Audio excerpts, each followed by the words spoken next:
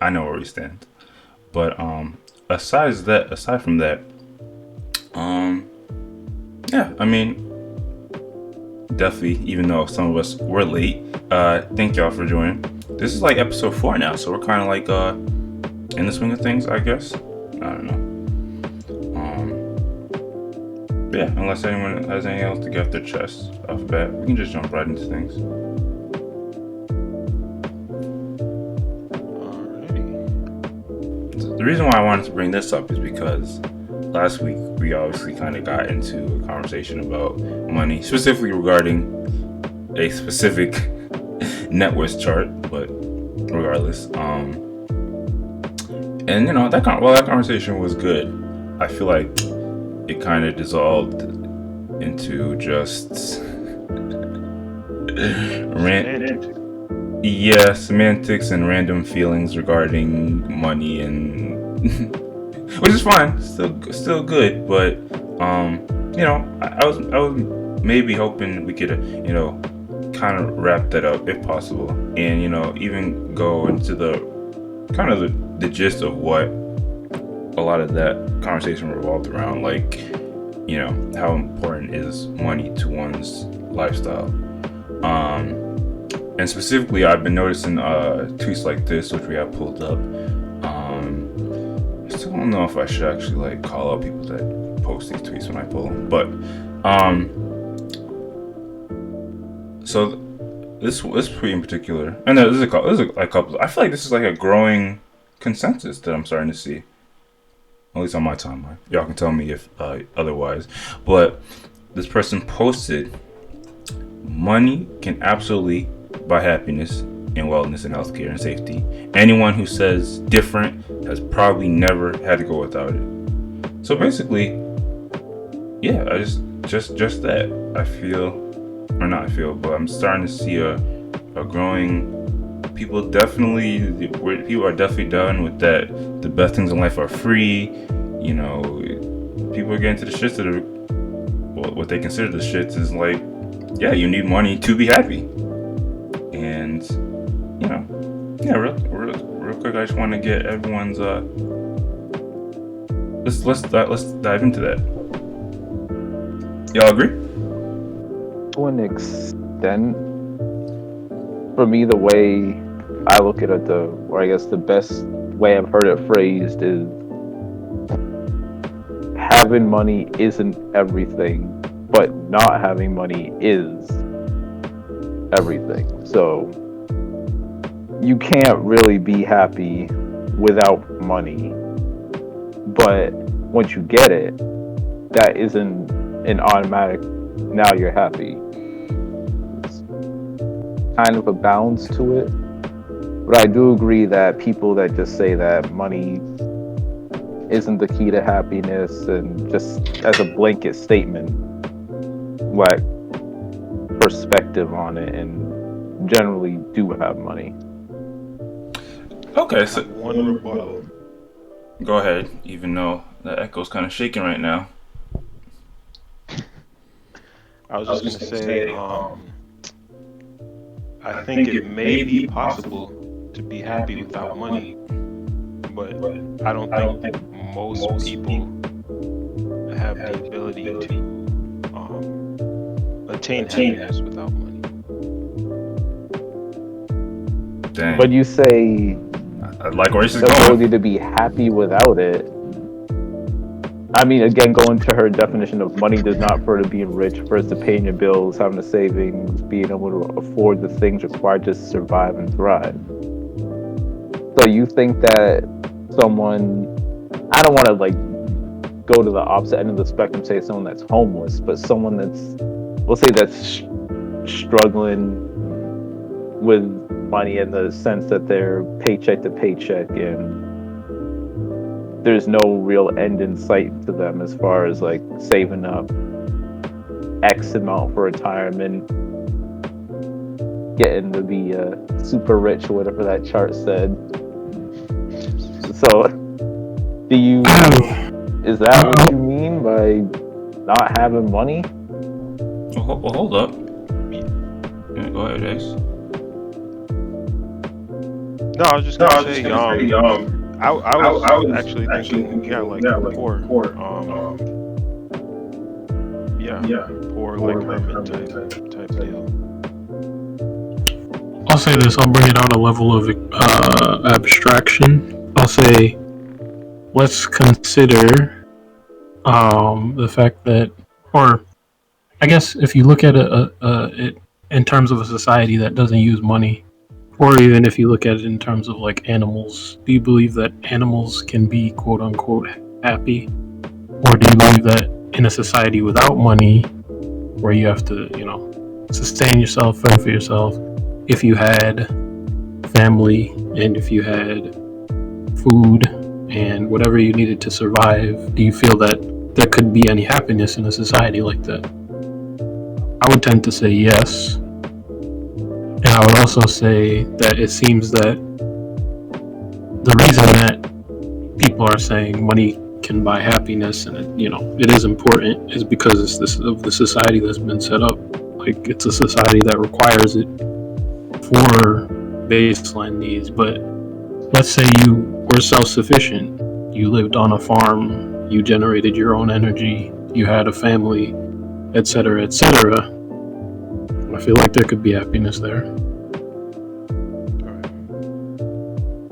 I think these comments are within the lens of obviously our society, but I don't think it's impossible. See, to be happy you with are very little. You are saying some good and introspective stuff, but I kind of I think this conversation, I am thinking in terms of our society.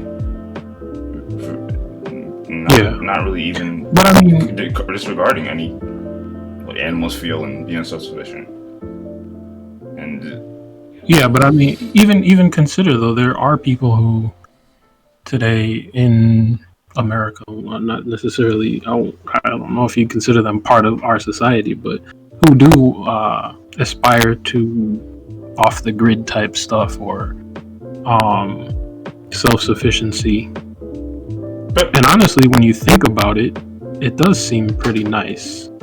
But I'm not even being out of the hustle and of regular society, quote unquote. I guess what I would say to that is, obviously, you could have an entirely different life if you just kind of disregard everything that. Not everything, but what's going on in society. What I'm talking about is just, our society. What could apply for me and anyone else? And because I absolutely positively know people that make like minimum wage that don't necessarily aspire, like you were saying, goes to get to these rich places. They're just content. Like that's. I mean, I guess to get to my take. That's why I always been. I mean, I guess I'm not a good example. I'm even worse than just saying I don't think this is true. I don't really particularly care about money myself, but it's just people. Happiness is not. I mean, if you truly, want certain things in life, I guess you would say that you do need money to achieve that. But I feel like the things, and even the things that this person was bringing out in regards to like being able to be healthy, being able to be safe, being able to pay your bills, that's just a matter of if those things are covered, then you can be you would be content. It's not necessarily about the money, it's just about having those things. So yeah, those things satisfied. Yeah. But I mean, I guess one might say, well, that's getting covered somehow. Like somebody's is paying for that somehow. Yeah, money's the avenue to achieve those things. I think that's kind of the way she's looking at it. But even on the other hand, I actually just read something about, it was fiction, but it was about someone who was like in really bad poverty, and it was almost the idea that the person was unattractive, the person was poor as heck, and it said that basically she wasn't unhappy, because she didn't really know anything else. Like it was just a condition where she kind of just lived, and she considered herself fine, and like was more or less content with the way she lived because she just had never been exposed to anything else. Yeah. So it's almost like an ignorance, a blissful ignorance, or a contentedness that comes from not knowing better. Which, I mean, I don't know if you could consider that happiness, but it's another perspective, I guess. I mean, it's ignorant, but it is bliss. Yeah. I guess because you guys aren't. And she didn't. You guys well, aren't. I'll say too. She didn't have, you know, she wasn't that healthy. She didn't have the greatest food to eat. And yet, like, even those things she didn't have. She didn't consider herself unhappy. But I was gonna say, I guess maybe there is some level of like, because I'm sure there are some people that are like, you know, without borderline homeless, like they don't have a definitive home, and they still maintain some level of contentness. But I guess that would fall to some. I guess that would fall on like you're not off the grid, but you're also not a functioning part of society. If that's not too extreme to say. yeah, I think and like one of the things I believe it was a quote from the book, but it was like almost like sadness is a luxury, like to be able to dwell on and pity yourself for not having X, Y, or Z, as opposed to just thinking about, oh, I need this meal, or I need this next thing. It's like, yeah, you're in you know, if you're in extreme poverty, yes, you may be in a state of worry and, in a sense, discontent, but the type of thing that you know, people who are more fortunate do, ruminating on all these things about, you know, all these concerns that only come when you're past a certain level of satisfaction or wealth, is like, No, yeah, you're right. kind of a luxury. I definitely subscribe to the fact, well, not the fact, but the thought process that a lot of the things that we feel and think are based off the luxuries that we probably don't even consider a luxury. But yeah, you know, I guess it really is like a personal individual thing. I guess what kind of sparked a conversation with what this person said is like, when they say that anyone who says different probably never had to go without it. What do y'all think about that?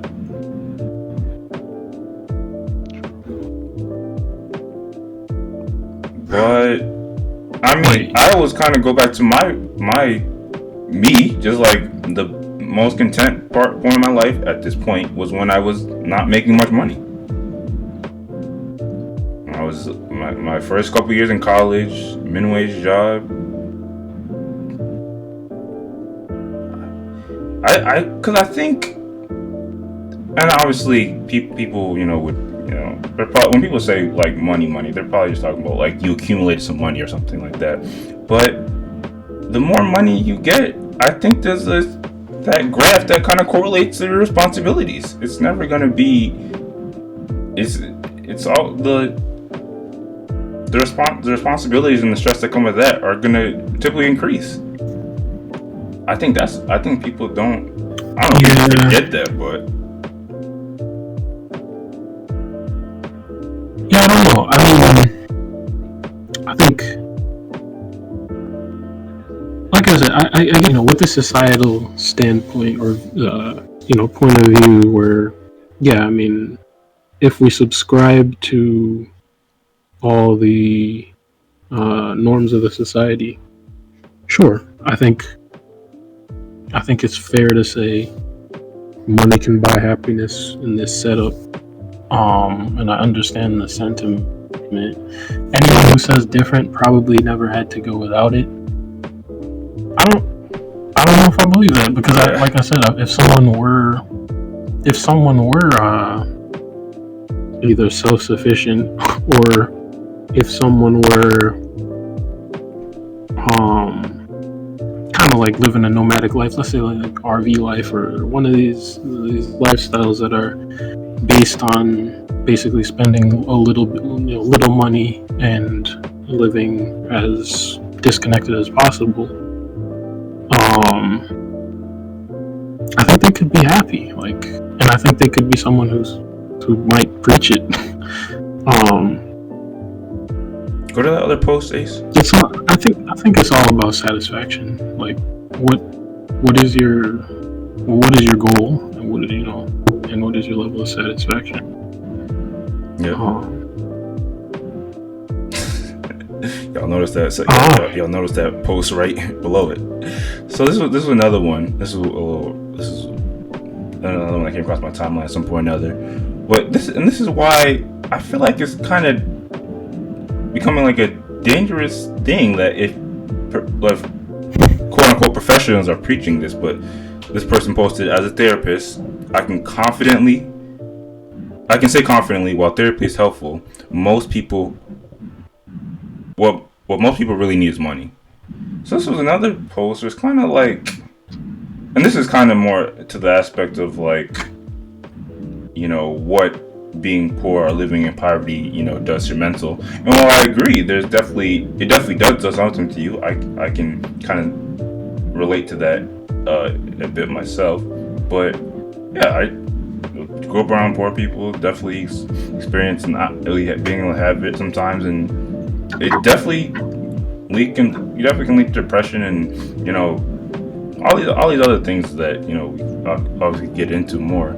But it's just, if this is what even the professionals are saying now, can we go against it, or is it's like who's wrong or right here? And the thing you mentioned too, like, a lot of people have a nostalgia for their youth, even if they were poor. Yeah. Like, I feel like that's go ahead. That's true, but you kind of need the qualifier that you have to have the responsibility of providing for yourself in some capacity. Because if you're relying on someone else, like, you may be growing up in poverty, but you don't have to worry about putting food on the table necessarily, and you can just kind of live your life as a child. Yeah, you mean as a child, because your parents are going to try to provide what they can. But if the person that is responsible for putting food on the table isn't putting food on the table, are you not experiencing that? I mean, I think too, like, the nostalgia could be just a coping mechanism. But man, that's the conversation we got to get into one day, because I've been thinking about that myself, and partially because of some of the weird dreams I've been having. But nostalgia is just such a dangerous, not weapon. It's just, it's really powerful. That's all I'll say. How is nostalgia a coping mechanism? Because no, sometimes I forget where I seen it, but I think someone might have made a point about like how like humans have a way of turning like even traumatic experiences from our youth into like these nostalgic, memorable moments. And imagine if you saw everything for exactly what it was and it wasn't good. Like, sometimes those things can have scarring effects, and just ruminating on them can lead you into depression, because that things from your childhood stick with you. I have no idea what you guys are talking about. Okay, so this there was bad stuff that happened in my childhood. I don't look at it with rose-colored glasses now. I'm nostalgic for. No. That's not what I'm saying. I'm saying the atmosphere of childhood. Even people who have had traumatic experiences in their childhood, I feel like they still have nostalgia for aspects of their childhood, so they can look at their childhood maybe as a whole or in spite of those things with nostalgia, as opposed to just looking at them It's not your for the childhood. negative. Yeah, but if the thing was traumatic, then it could consume your thoughts of your childhood. Like, it could very well do that, because it's we tend to dwell on the negative. Yes, so. It's not. If you say so, it's just. I It's just don't- real. If you could have. I don't Like, necessarily agree with that, but I mean, nostalgia I'm not can saying be this is dangerous fact, but in a sense that I'm saying it's true for Like, me. So if you're I know it can be true. struggling and then you say, "Damn, I wish I could go back to this time," and that's all you ruminate on, and you don't look at progressing yourself now. You just wish you could go back. Then it can Yeah. definitely be dangerous in that sense, but I don't know about that whole coping mechanism. There's a verse that I love. It says, "Think not that the former times are better than these." It's basically saying like, don't dwell on the past and think that it was better than it is now. It's like it's vanity basically. But yeah, I mean, it was just basically just a comment that maybe the nostalgia is somewhat of a coping mechanism.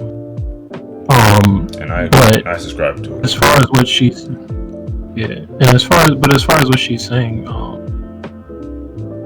that I think there are people where this is true, and there are people where this isn't true. Like, Yeah, that's really the moral of the story, to be honest. I heard, and I mean, I heard about a study specifically on this. It was like they sent therapists to, I don't know, Africa somewhere or something like that, and they gave, they set up one group that got therapy and one group that got money, and the people with the money ended up being better off on all accounts, even mentally, as opposed to the people who just got the therapy. It's like, if your problem is that you need food and you don't have money to get food, therapy is not gonna help your mental state that much because you're still hungry. Like, so this is a degree to which this is true, and then for others, as long as they have certain baseline things met, maybe then the therapy is the time. It's the time for therapy. But some people, they just need the money. And do you feel like, because I don't, do you feel like they're taking into account that you have these baseline things, and the people that are saying this? I feel like you do. Well, in this comment, I don't think so. I mean, in this comment, it sounds like she's talking about people who are hurting because they can't make ends meet. I guess. I don't know. I guess is, and kind of going back to what we were talking about last week. Also, therapy costs money, but unless you get it covered under insurance, I guess. I don't know. There's just different levels of poor, I guess. And even that kind of... I forget if it was Little Duval that said this, or some comedian said, like poor and rich, it's a lot of that is just a matter of perspective. I'm gonna be honest with you. You could be in a third world country, which I don't know if you're allowed to say these days, and be the richest person, and then you are rich, and then you could live in freaking America, and you could make over $100,000 a year, but then you still are broke because you live in California and rent's super high, and credit. I still know how people in California do it, but hopefully one day we'll get some conversation with some Californians. Yeah, you talking about that chart again? No, I mean more so than the chart. It's just about it's just a matter of your perception of what is poor and what's rich. And I feel like if you keep that, no, I'm just saying, if you keep that in mind, or if you have that perspective, then I feel like happiness and sadness, money won't be a factor in that. That's what I think. It'll be less of a factor. Okay. A non-factor. Yes, less of a factor. It's marginal. That's all I'm trying to say.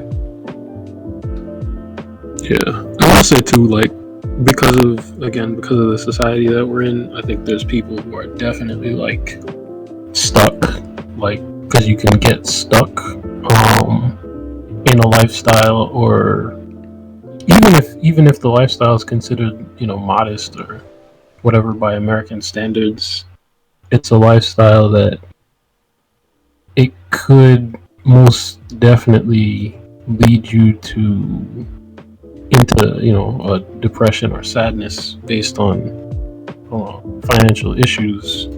So like, even if there is the next guy who is able to run the country on very little money, you can't necessarily just up and do that, and you're in a situation where you feel like you're stuck and money is absolutely the problem for you.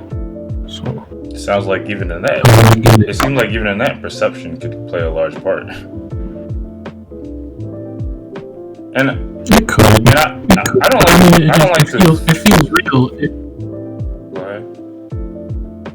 No, I was just gonna say, yeah, it's perception, but it feels. I don't even want to say it feels real, because it is. It's real for these people. Like, they're hurting, and I get it. And they're under a lot of stress. No, I definitely don't want to put that on everybody. Yeah. I don't know. If there's been many a times in my life where I kind of just step back and you appreciate everything that you do have, and then whatever you don't have, just you throw that right out the window. I guess I'll ask too. I guess I'll ask this too. Do you think that you have to be a certain type of person to be willing to try a different lifestyle or accept less? Or do you think, or I mean, I guess it is maybe a socially conditioned, but I think there's a comfort in trying to do what you've seen other people do, or what you know, versus trying to take a different route. And it seems like if you want to be different and be content with less, you have to be willing to think differently, I think, almost. I would say I probably definitely have the feelings and sentiments regarding money that I have because of the way I came up, not having that much. So maybe. But I know, like, there's a lot of people who might not have had much or don't have much, and that's why they want a lot. Yeah, no. Trust me, I have some of those feelings within me as well. I'm not gonna come in here and cap or whatever the young boys say. I definitely aspire a little bit more because, I kind of starting at the bottom. I get that. Mm-hmm. In fact, I'm just being real and transparent on here, so nobody kill me. That's partially why, like, when you see me with the wallet shoes and stuff like that, because I vividly remember the time where I had one pair of shoes and I wore it all year. And I'm not saying I hold any type of resentment, but when you hear your classmates saying, "Are you wearing them shoes again?" It kind of stings a little, but I just want to add. So one starts clean with a shirt with a team. Exactly. I guess it kind of is the Kanye West mentality, but we don't want to be attached to Kanye too much. I guess it may be worth adding. Somebody underneath that comment reply with this: "That's a terrible take. Money gives you the best care possible, but healthy lifestyles keep you out of the hospital. You need to look at the monks to know this." I don't necessarily know if looking at monk lifestyle based off what we've seen. I don't know if anyone really knows what monks in those regions of the world actually subscribe to, but I don't know about that. But I guess it is worth adding. Health is definitely a big factor in someone's general contentness and happiness, because we all know that money can't necessarily buy health. In some cases, obviously, you can afford better health care if you have more money, but baseline, if you are sick, better food. Yeah, better food. Yeah. So it's kind of tied into that, but at the end of the day, if you're extremely sick, you can't pay a doctor to just magically heal you, is what I was trying to say. yeah. I'll have to say, obviously it is case by case, but I definitely. Yeah, and I was gonna say Go ahead. like monks, asceticism, all that. I guess that is. I mean, that is a part. The other side of the coin. It's like, yeah, they claim they're happy, like, you know, foregoing all belongings and earthly possessions and just whatever they're doing. Yeah. Hold on. Hold up. 1 second. So yeah, this is another maybe not so fun topic, but you know, it is what it is. Actually, you know what? I should get my charger. Jesus, Joseph, Mary, right in the middle of the podcast, huh?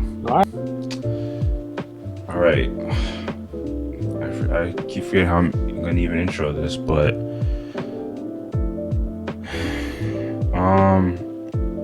all right, okay. So the mother Tamir Rice, we all know the young brother that was killed by the police. She put out a statement recently, you know, addressing, I guess, the Black Lives Matter movement altogether, but kind of specifically actually calling out some names. Someone posted official statement from somebody help me out, Samaria Rice, mother Tamir Rice, and Lisa Simpson's mother, Richard Reeser. Myself, Deshaun HL, and another person whose name I can't pronounce, had a conference call with Samira and Lisa, and below the their full statement regarding Tamika Mallory, Sean King, and Benjamin Crump, etc. So in this statement, which I'll read a bit of it, but it's kind of a lengthy joint. You know, again, the mother Tamir Rice just kind of expressed what their it's not that long, what their sentiments are regarding those individuals. So it's just, you know, basically just says Tamika D. Mallory, Sean King. And by the way, I saw Sean King trending before I even saw this statement, and I already knew it was gonna be some Benjamin Crump, Lee Merritt, Pestry, Collars, Melania, Abdullah, Patrice, and the Black Lives Matter Global Network need to step down, stand back, and stop monopolizing and capitalizing our fight for justice and human rights. We never hired them to be representatives in the fight for justice for our dead loved ones murdered by the police. The activists, the quote-unquote activists, have events in our cities and have not given us anything substantial for using our loved ones' images and their names on their flyers. The attorneys in our fight are also misleading and impacted families. In the case of Tamir Rice, it was even questionable as to whether Benjamin Crump knew the laws in depth in the state of Ohio. I fired him 6 to 8 months ago in Tamir's case. We don't want or need y'all parading in the streets, accumulating donations, platform, movie deals, etc. off the death of our loved ones, while the families and communities are left clueless and broken. Don't say our loved one's name, period. That's our truth. Man. There it is. Yeah, there's the whole thing. Before I get into like the question and your thoughts on this, do y'all know, you know, these individuals, Tamika Mallory, Sean King, Benjamin Crump, so on and so forth? Of course, y'all don't. No. Only one I'm familiar with somewhat is Sean King. Why wouldn't y'all know these individuals? But that's fine. I guess you can kind of. The only thing now you're starting off the bat with a negative connotation with these people. But that's fair. That's fine. Well, it's not fair, but that's fine. So. I mean, I guess the question really becomes, and again, it kind of hurts since you don't necessarily know what these people have done or tried to do in the fight for justice when it comes to people that are, you know, unfairly treated by the police or even killed. But when I see this, obviously, you can't do nothing but maybe not agree, but sympathize with the mother because they're a actual parent that lost a child to police brutality or excessive force. But to some extent, do you, or what I'm really thinking when I see this is like these people, and some to certain degrees, because obviously I'm not necessarily rooting for Sean King either, but they do try to use these things to invoke some level of change. So is it a matter of like just the mother's right and they should just drop it all together? Is it, because keep it a buck, when I see this I'm kind of like, is this a case of damned if you do, damned if you don't? I mean, maybe if they gave the family something substantial. What could you give somebody that lost a person that's considered substantial? She put it in the thing, so apparently there's something on the table that she would have accepted. But I'm saying, 20. Yikes. But I'm saying, put it in there. I'm saying in general. I'm not. Again, I'm not disagreeing with anything this person's saying, but I'm saying in general, if someone loses somebody, what can you give them that's substantial? That, like, what? I'm kind of. You compensate them with money. This is normal. First of all, Well, First of all, that's not necessarily how it's always done. Second of all, yeah, that's just a wild thing to say. Wait, whose perspective are you speaking from when you say that that's how it's done? Because are you saying this from the Black Lives Matter organization? No. Yeah, exactly. That's saying what I'm trying in to general. focus on. I'm saying it in general terms because You're not. when there are disasters, when there are situations where people have people who died and they need to figure out what to do, and if it's somebody's liability or if it's like a 9/11 situation, they have to put a value on these people and they have to pay out, or they don't have to, but these are the policies that are put in place. They pay out people for the death of people. Like, that's what happens, regardless of whether that's like a legal. It's paid out via legal recourse or by the government. It's not.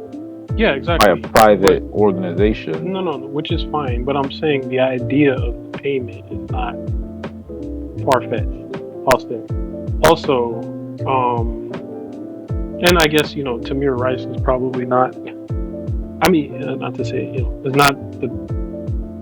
I don't want to say the best example, but like, let's say it was an older brother, like Walter Scott, I guess maybe. But let's say he had a family and he was a breadwinner or something. Money actually does make sense in that situation because there's lost revenue for that family. But aside from that,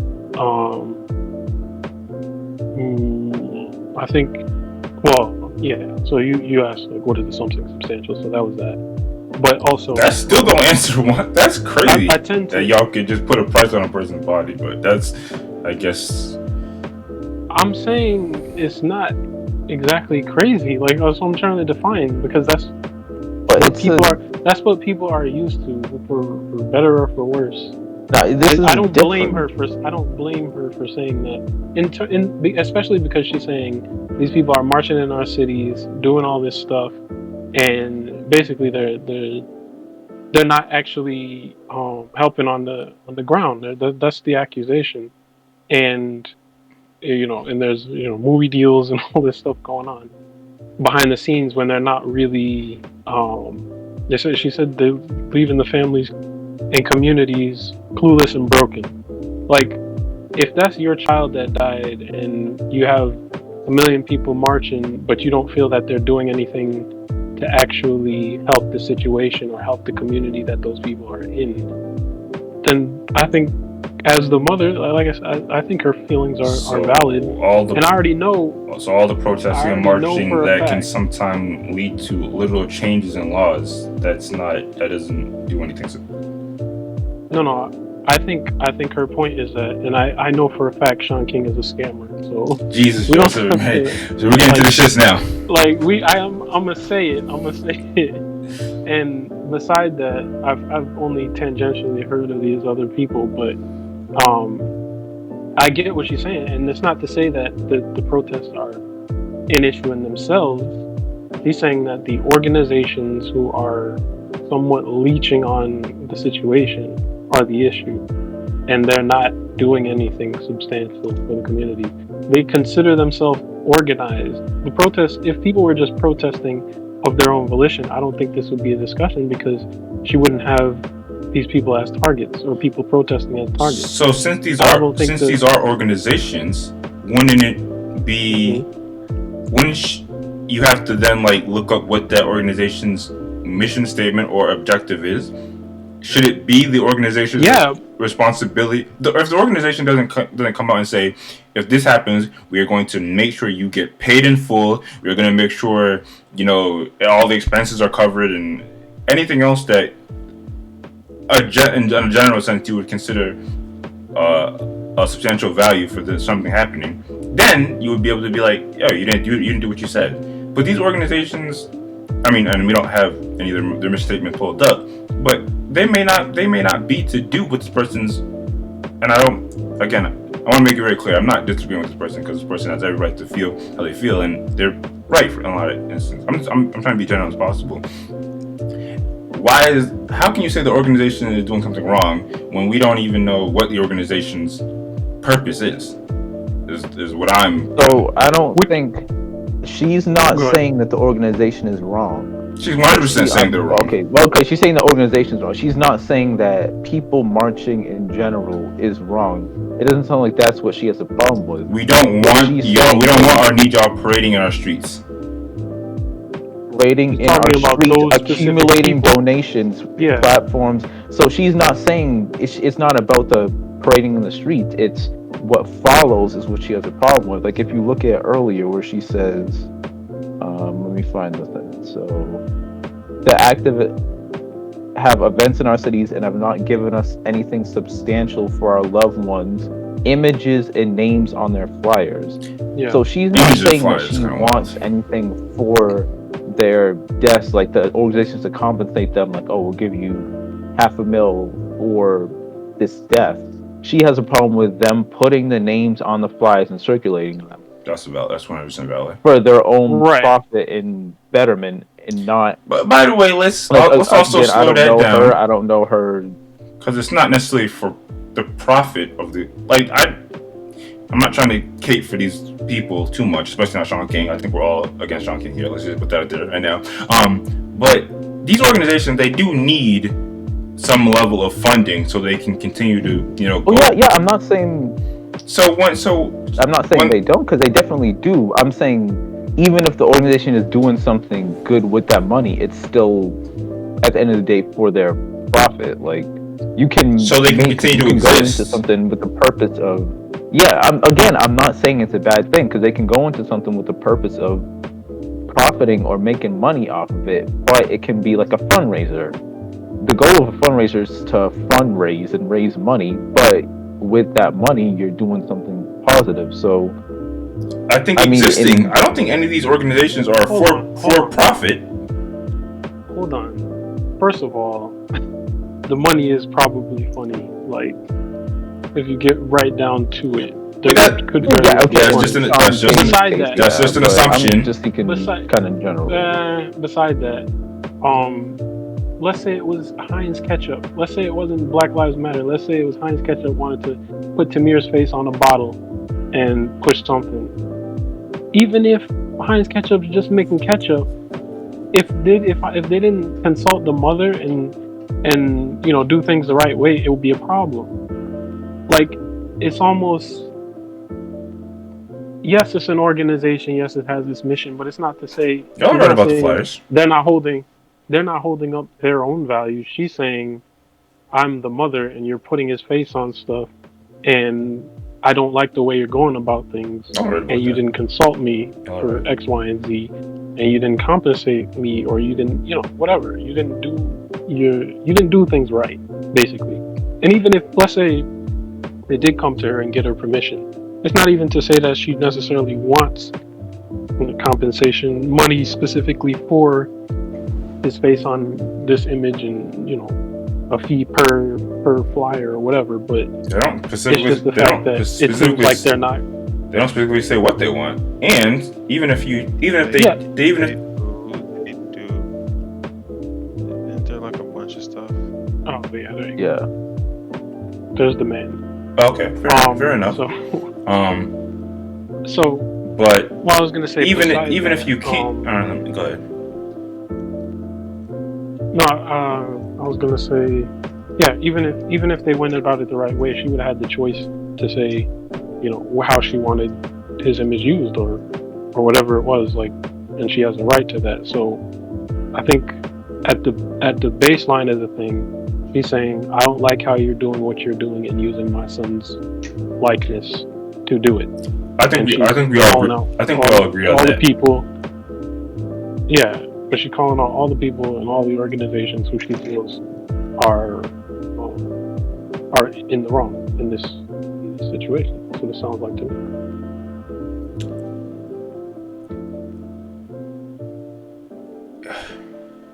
Go, scroll down a little at the demands.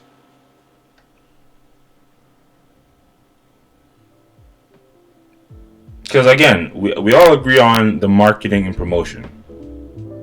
But you still are expecting, if they stop doing that, and they marched and protested and did things to that effect to raise awareness and in a lot of cases create change, or in some cases create some level of change.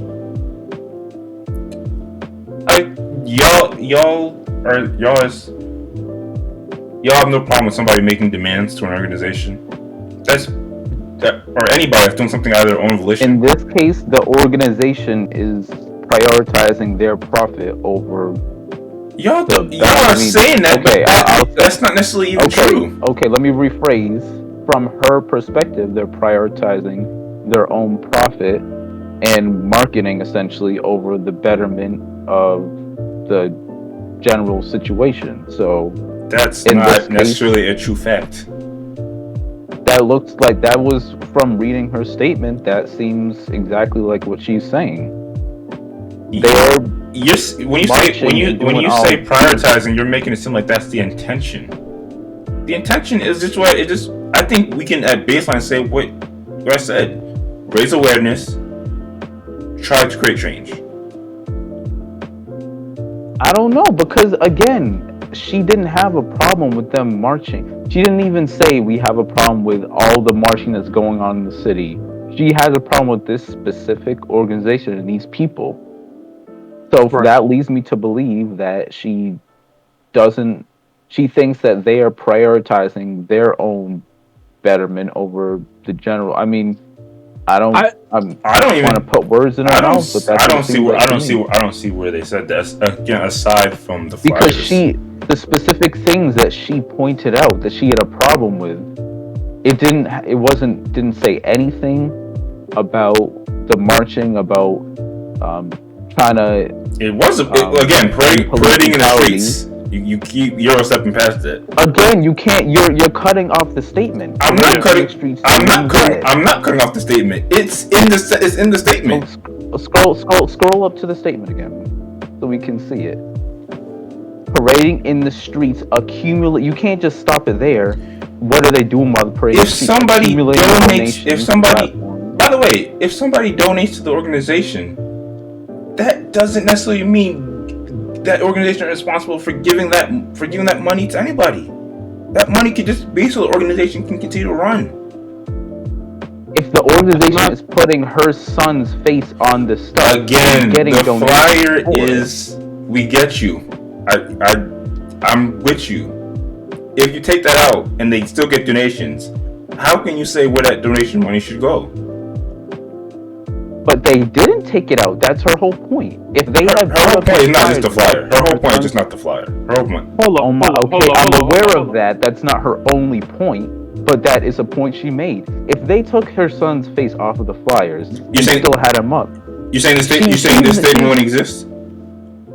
Probably not. It probably. All right. Look at what she's exactly. All right, let's go to the next joint, y'all. She said, in the case of Tamir, like she's the mother of Tamir Rice. Exactly. You can't just act like she's making a blanket statement when she's saying specific things, like specific things about the situation relevant to her and her son.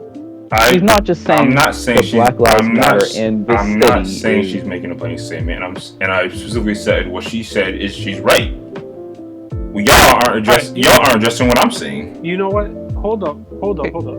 Even if she wasn't the mother of Tamir Rice, I feel like I've heard this sentiment before, and I feel like the people who are saying it aren't all wrong. So I'm willing to give ear to what they're saying. And like I said, anybody who calls out Sean King, I'm not really gonna fault him because that dude got got a little bit of a rap sheet. So yes, I get it. Okay, but to that end, so if we want to address the question of the organization itself, we can talk about that too.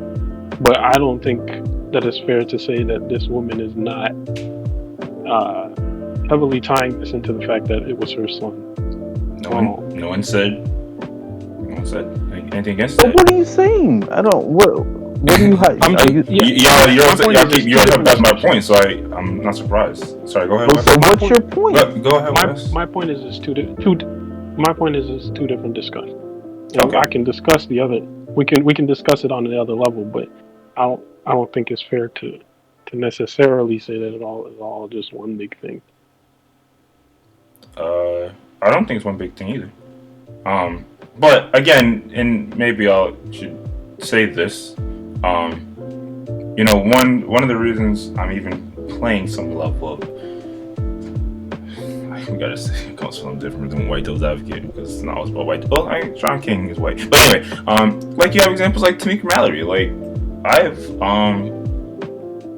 I'm relatively tuned in to what Tamika Mallory stands on. I've watched a lot of interviews. I've seen how she's on the ground and what she stands for, what she represents. It's almost like this is a situation that I think you need to look at both sides. Is all I'm saying.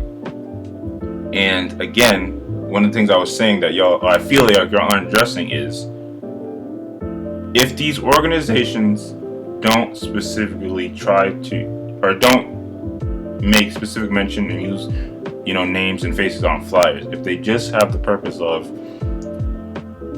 generating awareness and creating some level of change, how can you be mad at them if they don't acquiesce to your demands? Because in this case, I thought I did. Literally, as soon as you say in this case, you're already disregard. You're getting away from what I'm saying. Because wait. What do you mean your demand? Whose demand? The demands of anyone that makes demands. Because that's what the conversation resolves around. That's what the conversation. Wait. Go ahead. What do you mean? What do you mean? Anyone who makes demands? There's different levels of. We're not dealing with the generic person making a demand, so you can't just. I'm talking different levels. There's different levels of validity to who's making the demand. I'm talking about anybody, I guess. But in this case, you can't make an equivalency here because it's not just anyone; it's someone who's deeply embedded in the situation. And it feels like you're just saying something general. Yes. Yeah, we're talking about. It's not like there's no one answer. In some cases, the demands will be valid, and in some cases, they won't. We're talking about a specific case, so I don't understand how you're expecting one answer for all cases. That's fair. That is fair, but I feel it's just because if you I don't want to say give into this, but if you just say that if you always, it's like the person would always be right, and they would have to give into the demands. That's why there's a little pushback. Okay. So you're saying if the person is deeply embedded, then they'll always be right? Yeah, is that what we're saying? I mean, I guess you're saying we can't even No, have not that at all. conversation. What? I'm saying if the person is deeply embedded and their accusations are valid, then I don't fault them at all. I can sympathize with them. I get their point of view. Also, these things are things that can be researched, like these people, their efforts, their missteps. I would recommend you guys. I would recommend you guys look up Tamika Mallory and her what she's done. I would definitely say that. Obviously, that's fine. That's fine. I know. That's what I'm gonna say. I know Sean. Like I said, when he pushed Sean King's video, by the way, you said that quite a few times. And I know Black Lives Matter, and I know that there's some shady business. And again, I'm not caping for all of these people. Even Black Lives Matter. Mm-hmm. But in regards to Black Lives Matter or any movement that tries to do things when unfortunate situations like this happen, I think it's worth looking at what the organization's goals and commitments are. That's all I'm saying. Yeah, and if you look at Black Lives Matter, you're gonna see a little bit of some strange things. However, your point that if you have an organization that raises money, they might just need money to keep the thing going. Yes, everybody. I mean, it seems like I see that argument everywhere now. It's true. I get it. Like, you can't necessarily scrutinize every penny because some of it has to go to the upkeep of the situation, the organization, or whatever it is. But I think that's almost in a way beside the point. I don't see how it is, but okay. Because I don't think that anybody. I mean, if there's accusation of misappropriation of funds, it's not to say that she has no clue what happened to the funds. She might have looked into the thing and doesn't like the way that their funding is set up. Like, you can evaluate different charities based on the percentage of whatever of pay that the CEO gets versus whoever. The breakdowns of these things, and you can look at the ratings of charities. That's fair. I don't know if Black Lives Matter has that type of setup and is public like that. We don't know, by the way. I'm just saying, like, there are ways of determining these things. It's not like we can just say these are baseless accusations. I'm not really speaking to the accusations. I think that's one of the things. But I'm saying, I do get I'm saying you can only say a company is just using its money to sustain itself if you know that for a fact, or you can only say that they're not if you. How can you say that? How can you wait? So you can't say one way, but you can't say the other way. I just said you can only say.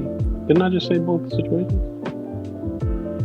I said you can only say that they are, or you can only say that they aren't for a fact if you know these things. Okay, so we're all just talking. Bet. I think. But we don't know how much she knows. I'm saying, but to say that because and again, it's not just this letter, but I'm saying to say that this is even the situation that somebody's saying something that they don't know anything about, to accuse the person of not knowing. No one did that. Or I'm accusing y'all of not knowing. That's baseless.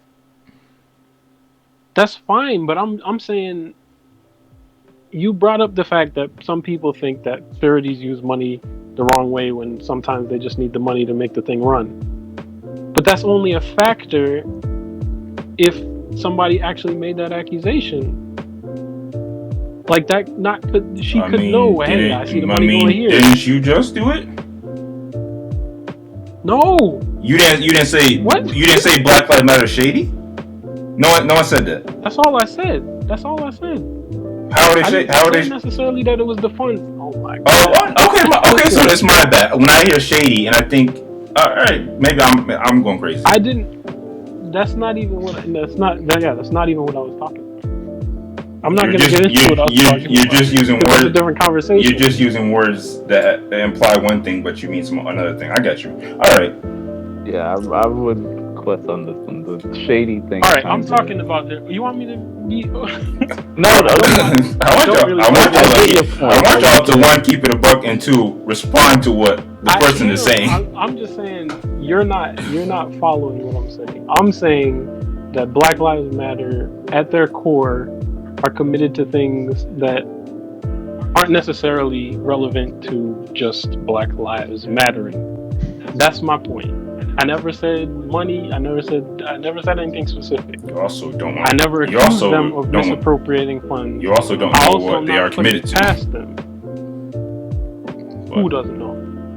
You know what that organization's. You know what that specific organization. I don't want to discuss it. I said I don't want to bring it up. They have a mission statement. Exactly. Just answer me. You know what that mission statement is. That I've read. Okay, that's all I'm asking. That's all I'm asking. I told you. Either way. Come on, we gotta relax. You gotta relax. You guys gotta relax. No one said mission statement anywhere throughout this conversation. You gotta relax. Okay. All right.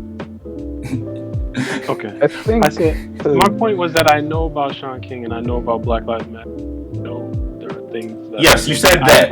That does not equate to knowing what an organization is committed to. Okay. Well, I do. Okay. What were you gonna say, Ghost? Anyway. So, just to kind of, I guess, simplify it or make this more of a abstract situation. Taking this, okay, let me flip it like this. In this case, let's say we know for a fact, it comes out, there's some leak that they are using this money in ways that isn't solely for the betterment of Black lives, and they're just going into this for profit. And we don't know this now, but I'm just saying, let's say we do. Mm-hmm. Do you still, and I get what you're saying about, like, do you have a problem with people who are involved in the situation making demands? Because it does set a precedent of some sort. That's what I was looking for earlier, yes. If they do agree, okay, we shouldn't have used their images, so we're going to take everything down. I don't think that it's... I think it's fair to say that there's a net good that comes out of all of this, even if they are the Black Lives Matter organization is in this for their own money. So is it fair? I don't know if fair is the right way to say it, but if something is being taken away from public knowledge, public betterment, that ends up being a overall good, even if that also benefits some organization that isn't on the up and up, are you okay with that? I don't see how. Like in that example, you use like the Heinz ketchup using the Tamir Rice's face on their bottles to promote Black lives, and they didn't consult her. They may or may not end up getting more money from this situation because they're trying to capitalize off of it, but it's also bringing more exposure to the Black Lives Matter movement. So, no, I see what you're saying. Do you think that it's I guess, does it balance out, or does the general better good kind of is offset by the individual parties trying to get some when they shouldn't? Kind of going back to what Ace was saying, I think, there is actually no one for all, way to go about these situations. I do think, based on this conversation, like some of the baseline things, like we want to actually talk about some demands. You should 100% consult with the family or the parties involved regarding any level of using that person's name or face. And you should, while you can have your respective, mission statement or your commitment, you should consult with the family on what you can do. That's what I'm kind of gathering. And any level of organization or any level of person, I think should that's the way it should go. If, I won't say possible, but I think that's what you should do.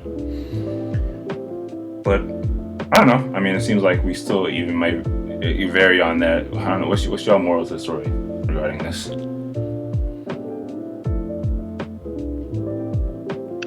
That sounded pretty accurate. Yeah, I'm on board with that. I will say too, like, just in general, I think that,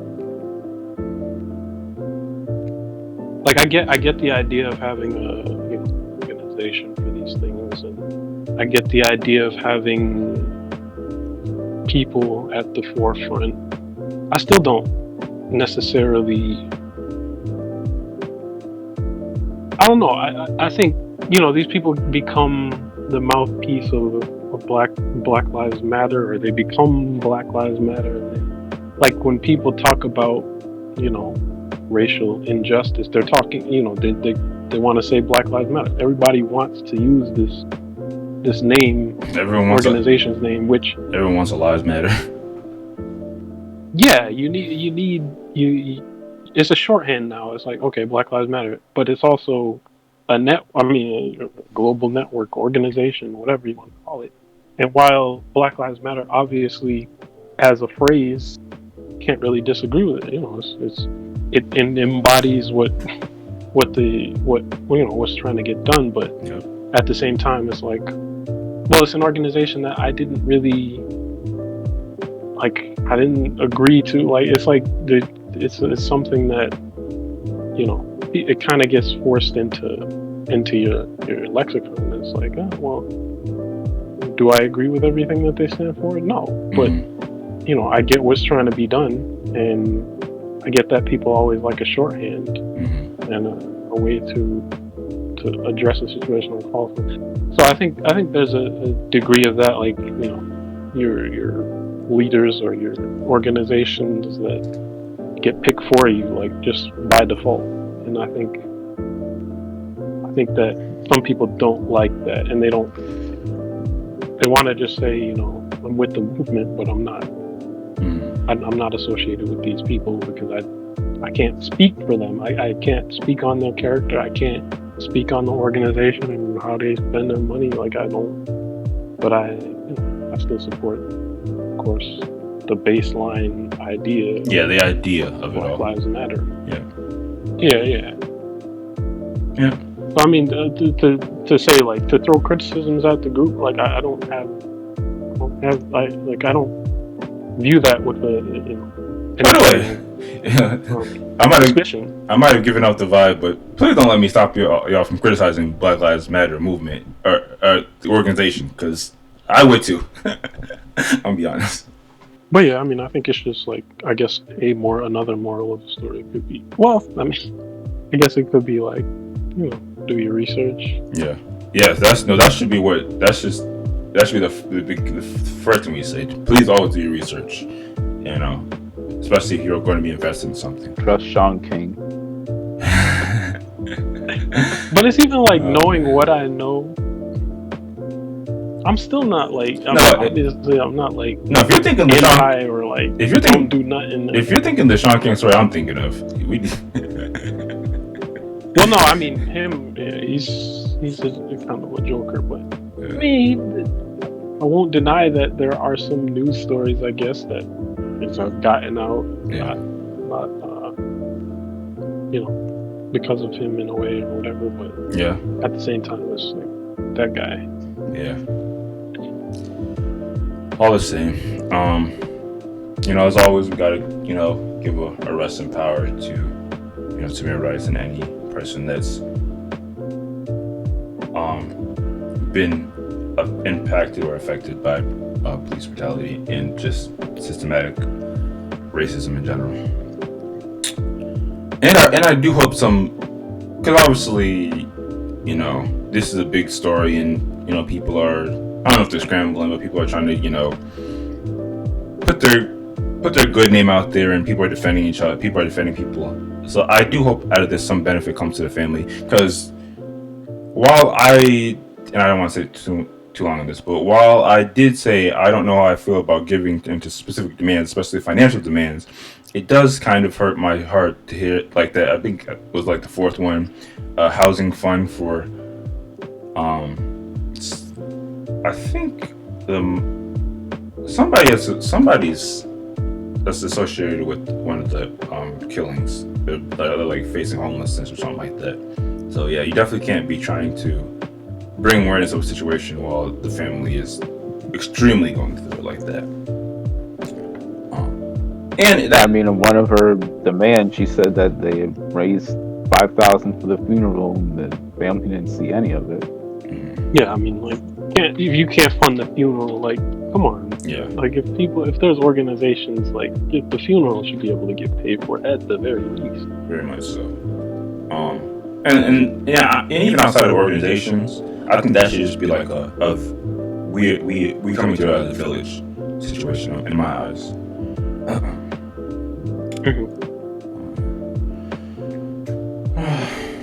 All right, what's next? All I can say is Lord forgive me. So the Grammys came and went last week, and even before we get into this, I want to say real quick, all that, you know, we don't care about Grammys, F the Grammys, we boycott the Grammys, we don't watch the Grammys, even though the ratings are particularly low. The amount of noise that comes out after the Grammys happen, before the Grammys happen, people care about the Grammys. If you ever feel a sentiment that people don't care about Grammys, it's all lies. Because you look on the timeline, Grammy night, everyone is saying, "Oh, this person looks great." Oh, Beyonce, Jay-Z. People care about the Grammys. That's what I've learned this time around. But one of the trending topics that came out of the Grammys was, you know, Cardi B and Megan Thee Stallion did a performance for their hot single, blazing hot single. You know, remember how the hip hop station used to call records blazing hot? Well, we already know what the acronym stands for. And you know, I'm assuming y'all didn't see the performance, but I caught a couple clips of it, and it was very salacious. I feel like there's a better word to use. And it was so Punchy. yeah. See, that's why this is why y'all are a great host. And it was so much of an eye raiser that even news outlets felt the need to, you know, talk about it. And Candace Owens gave her take. This tweet, this post says, Candace Owens says, "WAP being performed at the Grammys signifies the corrosion and end of an empire." So let's hear what our sister Candace Owens has to say. No, don't. No. She's almost not on. No. Any words about it. They call this great. They say this is fabulous, that this is the stuff that children should be aspiring towards. So at the same time, Tucker, that we have kids that are not learning hard academics anymore in school, right? Forget about mathematics and science. You can trust the science and trust Dr. Fauci, but you have these kids learning about critical race theory. You know, they're learning that they should aspire to people like Cardi B. That you see that fundamentally we are seeing the destruction of American values, American principles, and it's terrifying. I think parents should be terrified that this is the direction that our society is heading towards. And again, we are weakening America. That's really what we should be talking about. This is a weakening of American society. We are setting the stage, and it feels like we are looking at corrosion, like we are about to see the end of an empire. America cannot survive. It cannot be sustained under these sorts of values and principles. Any words about it. They call this great. They say this is fabulous. That this is. So yeah, and that's your thoughts on the matter. And I'm gonna be honest, you know, I don't particularly have too much to say. Obviously, both the question that comes from my mind from all of this, but it just all comes back to a fundamental concept for me of like, I don't give energy to things I disagree or don't want even in my life to for lack of a better way to say it. Like this little clip didn't even come across my timeline. I had to search this. You know for a fact. I had to find this. I obviously knew there was a beef between Candace Owens and Cardi B, but I didn't know what she said. I don't care what Candace Owens says. It kind of astounds me that people give energy to certain things. But, obviously, she said it and it trended. And the question that I kind of gleaned from this is, does Candace Owens, have a point in all this? Or is this just overblown and a waste of time to discuss because Cardi B is right in her rebuttal? I probably should have it, but I'll expound on it if need be. And parents should control what the content their children consume. What's your take on all this? I think we do kind of, to real, Wes, correct me if I'm wrong, but the real brief Cliff Notes version is that Candace Owens complained about Cardi B's performance, and Cardi B fired back and said, it's your responsibility to control what your kids are watching, and then she went on to say some other stuff, but I guess that's not really relevant. Yeah, I was mainly focused on what you just said. But that was the parents Cardi B's whole... the parents controlling the content. What do y'all think?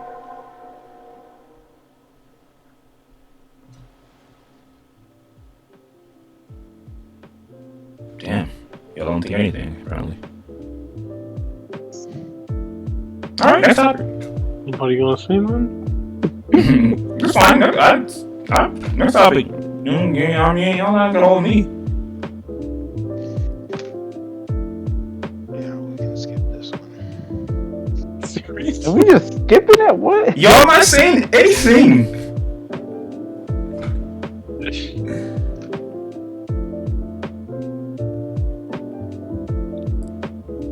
You gonna announce it? All right. Listen, if you have something to say, I'm all ears. But if y'all don't, the moral of the story is, please don't give energy to things you don't care about. That's the moral story for me. And Cardi B is absolutely right, which she typically is right. If you're a parent, you control what the kid. Well, actually, at one point, going back, I will say, because I didn't expect anybody to be against or for Candace Owens, but I was gonna ask, for all of us, was the shows that we watched and the content that we consumed, was it largely on us, or did our parents control what we watched?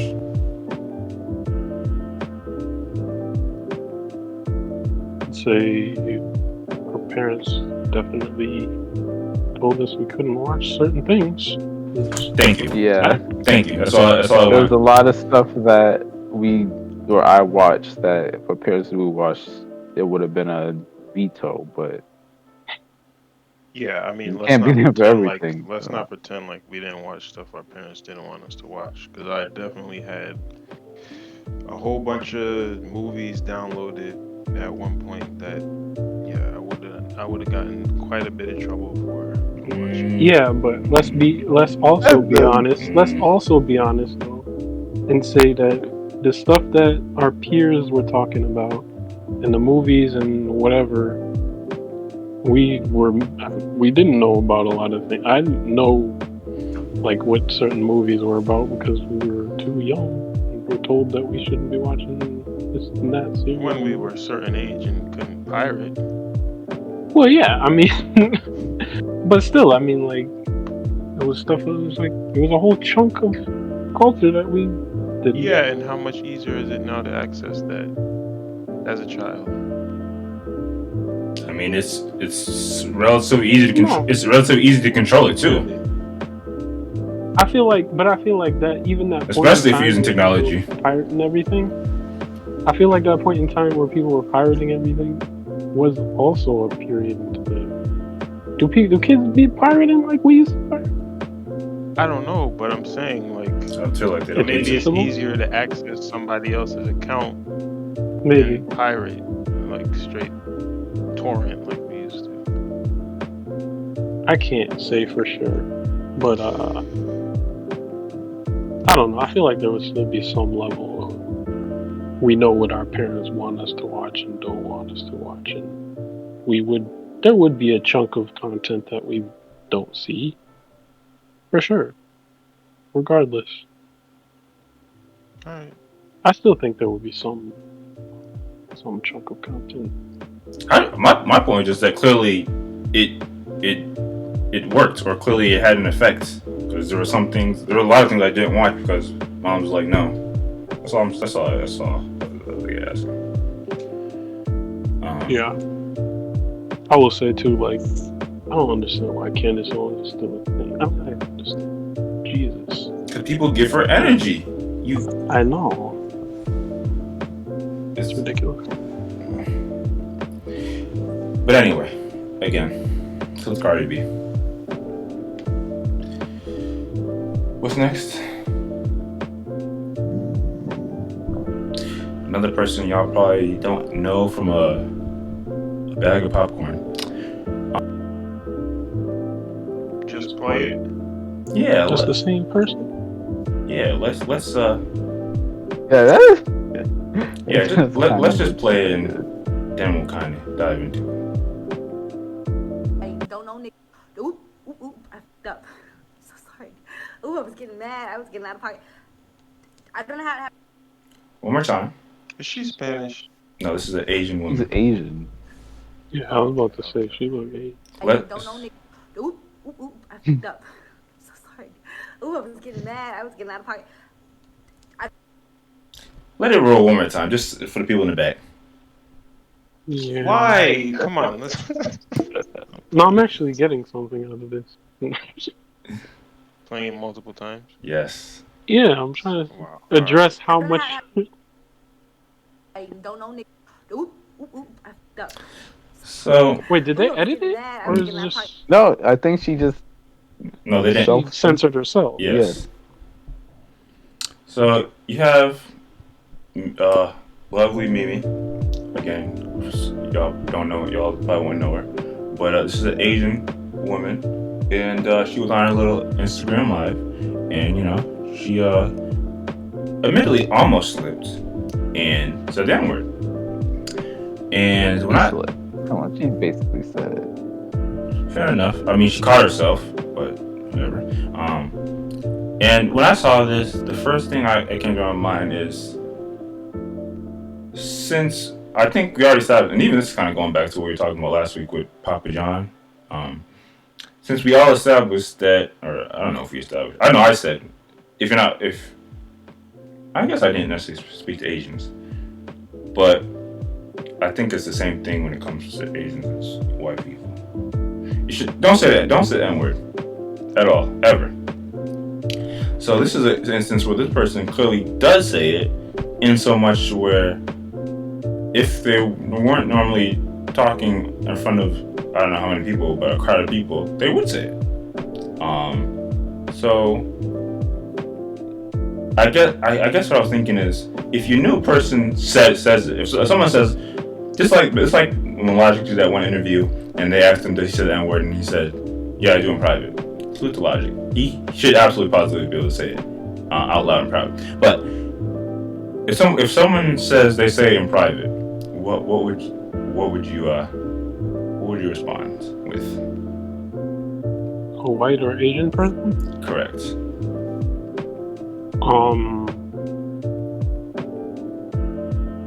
I don't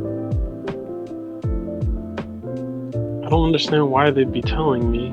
However, I feel like telling me that we're gonna get. is almost we're gonna get to, because that's exactly what she said. By the way, she said it.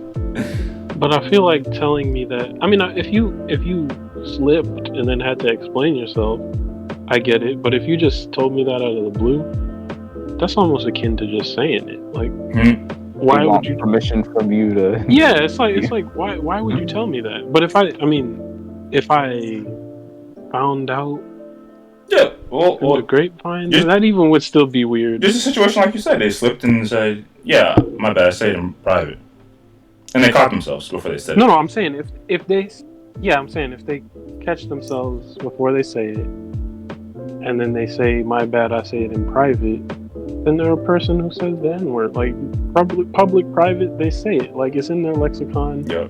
And I don't really rock with that. Like I'm not really with it. So like it shouldn't be that fluid for you to just accidentally slip it in your conversation if you're not black. I don't like it. Well said.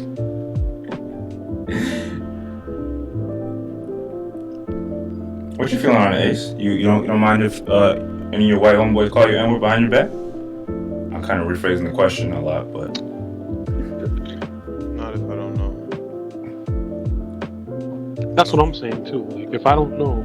so we're obviously introducing a situation where you know, either by they caught themselves, so you know that they say it in private, or they say it. Well, then we have to talk about it. And what's the talk? I'll tell them, hey, it's kind of foolish to say it. I mean, man, but you know, contentious. man, but you know, I don't really mean it in a negative way. I just, it's just,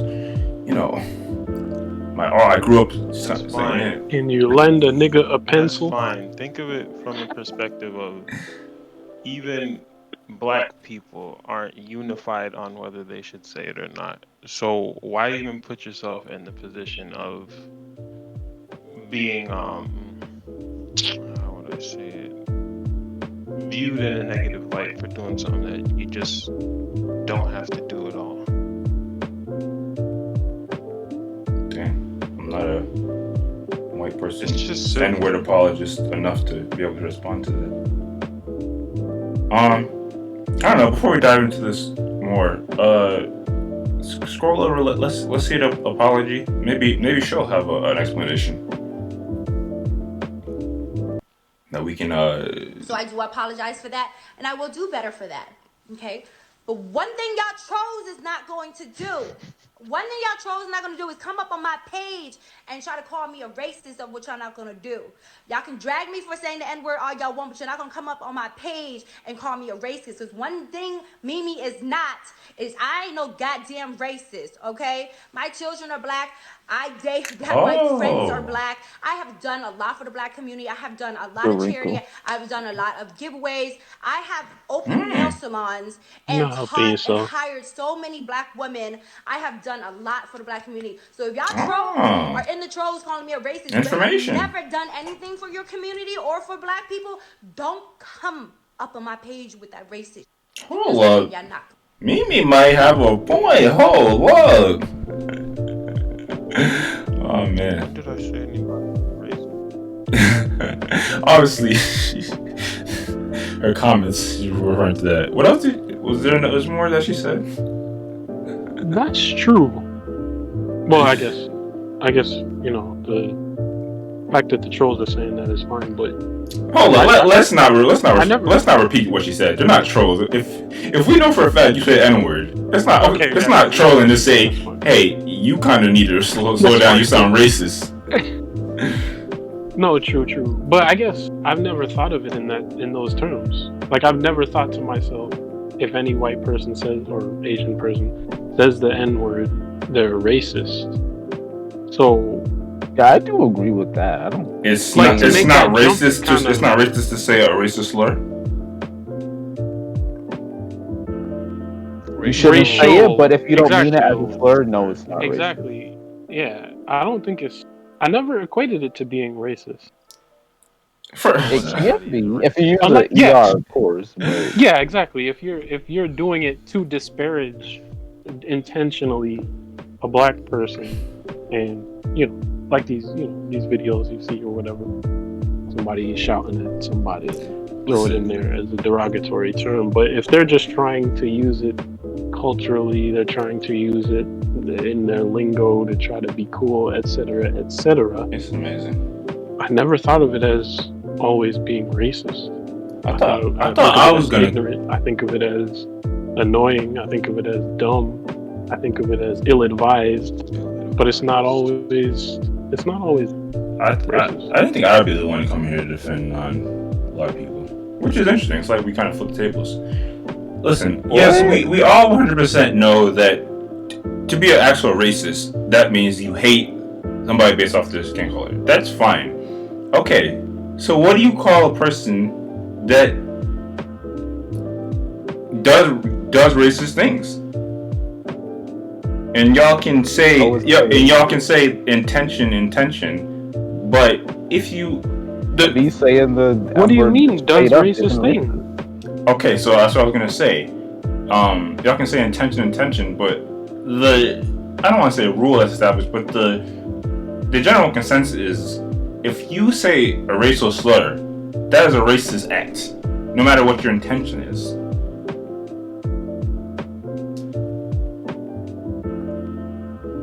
Did y'all brains leave y'all heads? What's going on? I don't think I agree with that.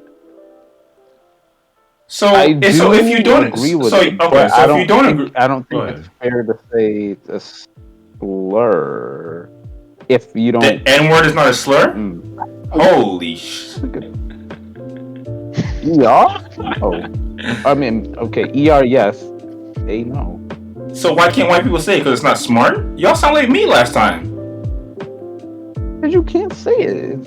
Because it's a racial slur. I'm glad it's recorded. I ain't because I feel like I'm losing my mind. I will say, this does give some level of credit to all the black people that say that we've commandeered the word and made it just a general word.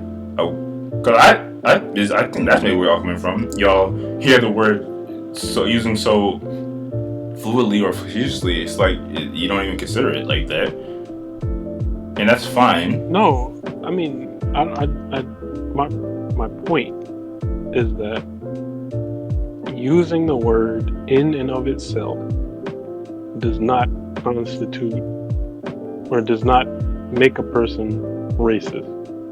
It can mean they're ignorant, it can mean they're ill-informed, it can mean a lot of things.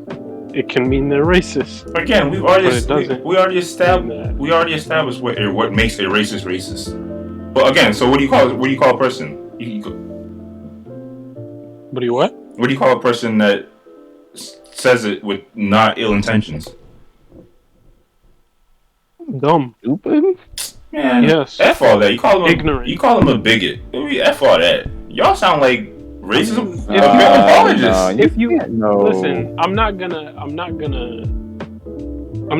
to tell the black person who calls the white person racist for using the N-word. I'm not going to tell that person, hey, stop calling them racist. But if you ask me, and if we get down to it, I think it most definitely depends on the context in which they use it. Yo, I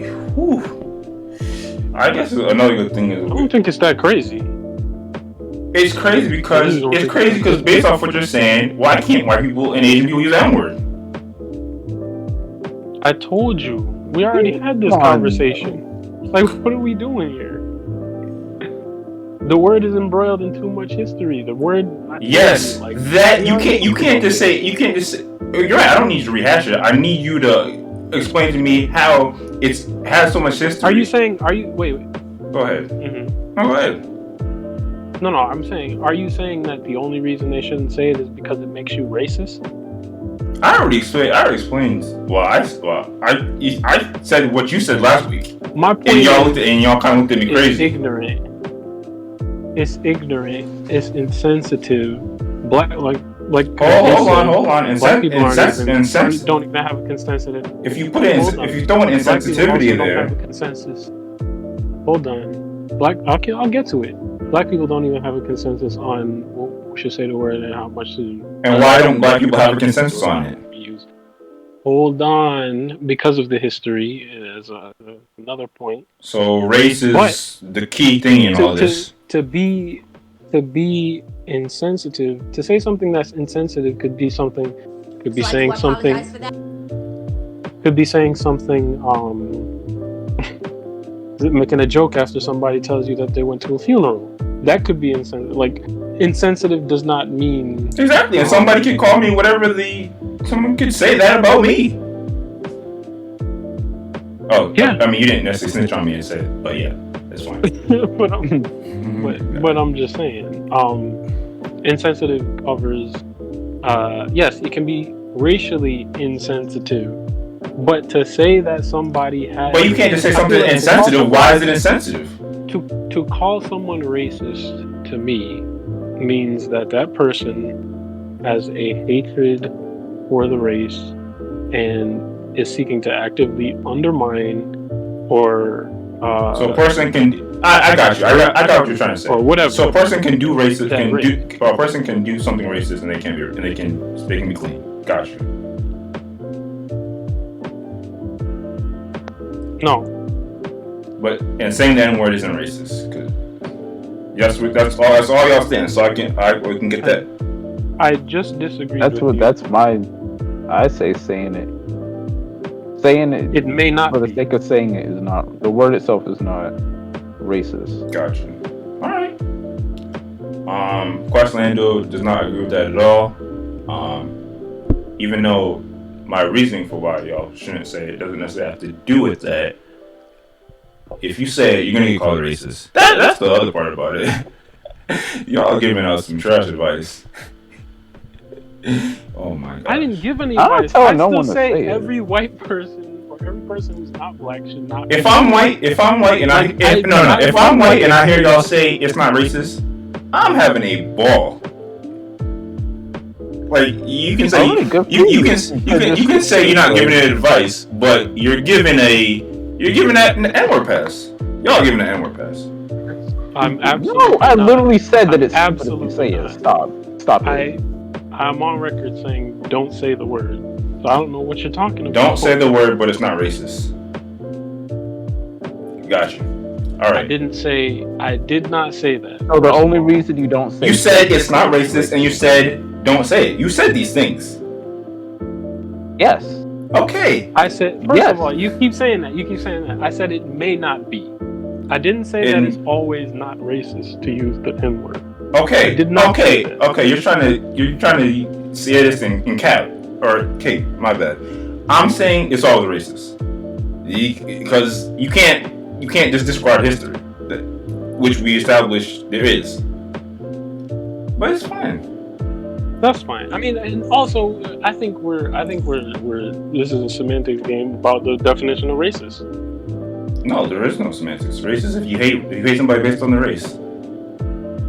I think you're saying that if you say the word, you're basically displaying hate by not being sensitive to the fact that black people don't want you to say it.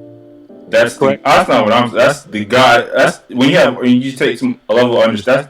There's understanding. Yes. Fine. I can agree with that. That's all. So it sounds like two people have a little sense, and two of us, y'all are giving people N-word passes. Whether you say it or not, you are giving people N-word passes. Which is... Alright, Quest. Yeah, I'll say I said what I said. I don't care. Anybody can say it. By the way, I ain't going that far, but I said what I said earlier. So. You gotta stand on one side of the fence. And by the way, I'm with that too. That's the crazy part. You can stand on one side of your fence, but I said what I said. I know what I mean. It's not my fence. It's just it's a defense. But yeah, I agree with that too. Say whatever you want. Just be willing to deal with consequences. That's what I would say. And if you make apology video, if you make apology, that's not a. If you make apology videos, why y'all interrupt me and make me? What's not a pass? Huh? What's not a pass? Because I'm saying I don't necessarily think that's a pass. I think that's semantics too. What do you? Can you tell what you're talking about? I guess when you said you got to deal with the consequences, I guess I'll take that back, because if they're around you, although this isn't true, but we'll say for argument's sake, if they're around you and they say the N-word and they're white, it's you and them in the room. That's it. Mm-hmm. What's happening? What's the next move? I like where you're going with this. You walking out the room, or I like where this is going. You still chilling? You having this? You say you're okay. Let's say you're engaged in conversation with this white person, 1-on-1. They drop the N-word. What's the next step? I kind of want Ghost conversation over. I kind of want Ghost and Ace to answer that. To be honest, I'm telling them you don't say it. Okay, and then they come with the whole, I didn't mean it, all that. No, it's no ill intention. Cool, you don't say it. But you're also going to tell. You want me to cancel them? No, I don't want you to cancel them. I just also want you to kind of expound how they can't say it, but in the same breath, it's not a racist word. I can tell someone to not say something without it being racist. Like, you're making an equivalency that doesn't make sense. Because I'm going based off this is not I'm saying this is what, if you go to any black person or any white person, they understand this. It's only y'all that's kind of have this mentality of it's not racist, but you shouldn't say it, and again I have it too, so I can't really talk about it. To be fair, like Ghost is saying, there's vulgarity. Okay, maybe there's a situation where you don't want people to say,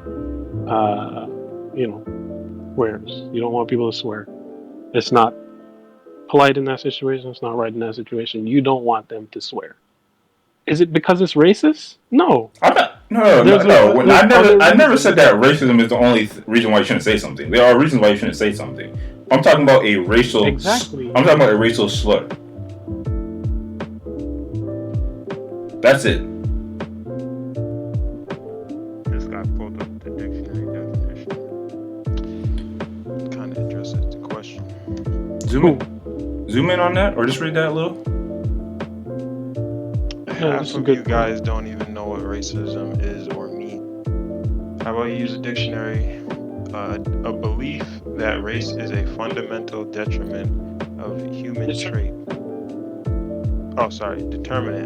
traits and capacities, and that racial differences produce an inherent superiority of a particular race. Where does saying the N-word mean she's a racist?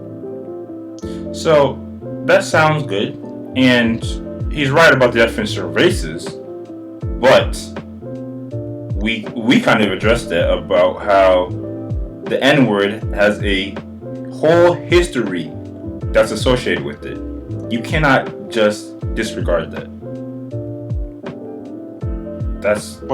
Which is why you don't say it. A belief that's why that race is a fundamental determinant of human traits and capabilities, and that racial differences produce an inherent superiority of a particular. Or you know what the whole thing is. That kind of goes into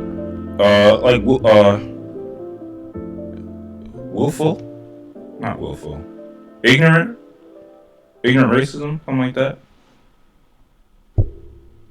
You don't. So you ignorantly believe. Yeah, you can't at once not believe and believe. No, not necessarily that you're ignorant in your beliefs. It's just that you don't know that something you're doing is being a factor in that mentality. It doesn't really make sense. So okay, wait. So again, you're. I mean, it's kind of like not 1-to-1 with this when it comes to like what the scriptures say about like sinning. If it's a sin, regardless if you know it is or not, it. Hold on. It's we not, have to. Because a sin is something that you do. A racism is something that you believe. So, again, it's you and that person in the room. That person drops the N-word. By the way, go ahead. You didn't answer that. But I want to Hold drop. on, we'll get to that. Yeah, we'll get to that. Exactly. Y'all. They dropped it in a passive, or just a way where it's not used as a derogatory term toward you or necessarily anybody else. They're just trying to use it as as if they were saying person. And okay, so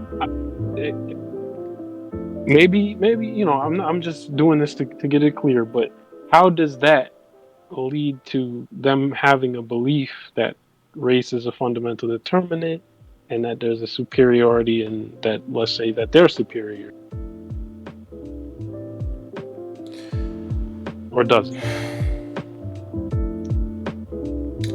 I guess what you're not what y'all looking for, but what we're kind of getting from this is that, kind of going back to what I was saying, can you do something racist and not be a racist? Can you do something racist but not be a racist? Because while that is the definition of racism, and I'm gonna add, this person is giving people that say N-word N-word pass too, which is why he's right. We get him out of here. Wait though, because again, using the N-word is not. I want to say it's not one thing, because to use it in a derogatory. If you're not black, most definitely. If you're keep it. Hold on, but to use it in a derogatory sense is definitely playing into the belief that you're superior, because that's the way it was used before, and that's the way you're using it if you're using it to demean someone because they're black. That is racism. That's textbook. That's the definition right there. If you use it in a derogatory sense, you're perpetuating this specific belief. So to say it's just the N-word altogether, like, that's not really right. It because is. I can see that right here. It is, though. To say using it that way, using it in a derogatory sense, is absolutely perpetuating the belief that it is, though. Your race is superior. It is, though. What is? Saying it in any any intention, any context, is racist. So I'm just saying, lead me there. When you use it in the passive sense or whatever, explain that to me one time.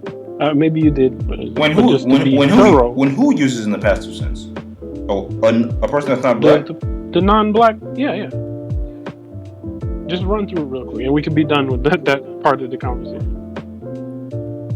I mean, it just kind of. It's not even an explanation. It's just the fact that it is a racial slur based off the history that's behind that word. It's kind of really all it is. The weight. Okay. I got you. So you're saying the weight of the history is never divorced from the word, even if it's not used in a derogatory sense. You use it. You have the belief that black people are inferior. That's the understanding.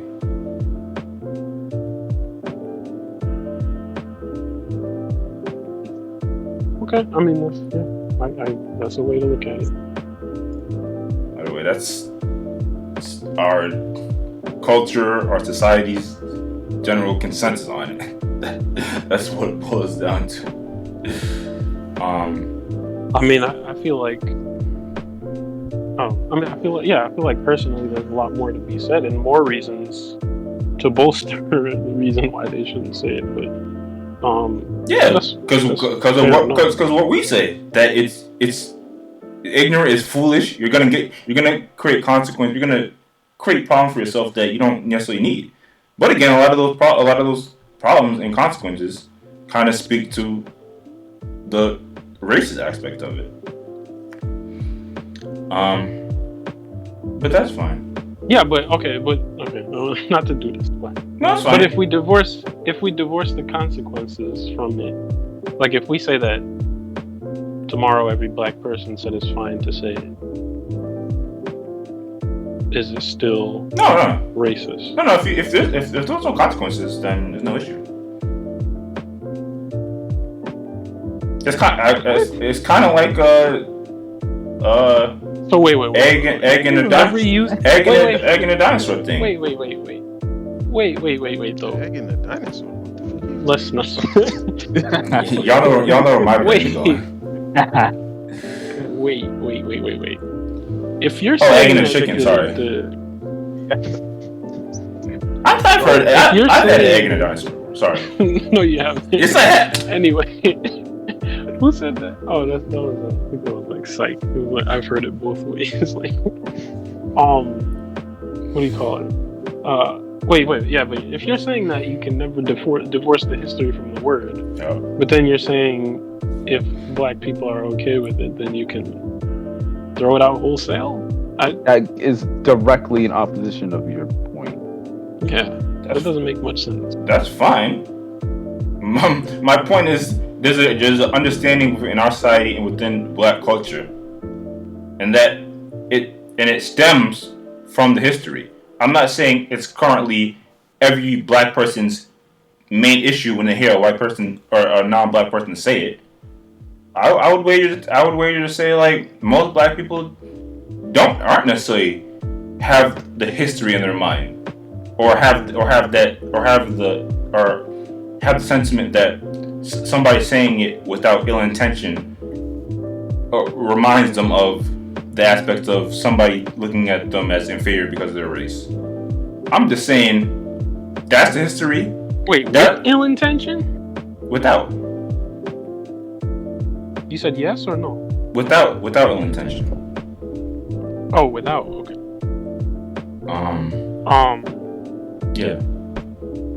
Yeah, this is a problem of language, obviously. But I mean, if we're gonna,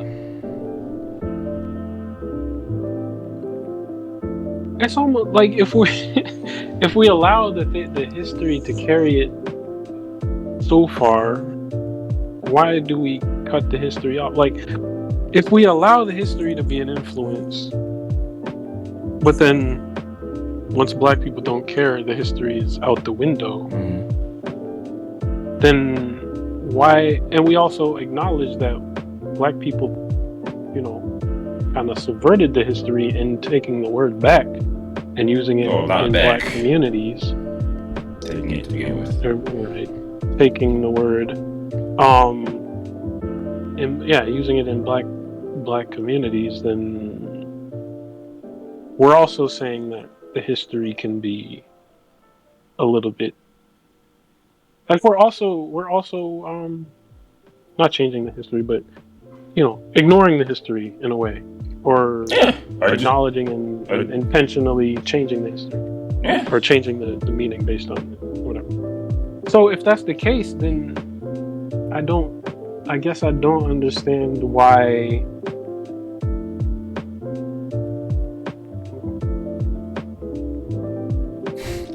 I don't know. I feel like we need to open like my Visio so we can create like a chart. Like, hey, I was thinking about this.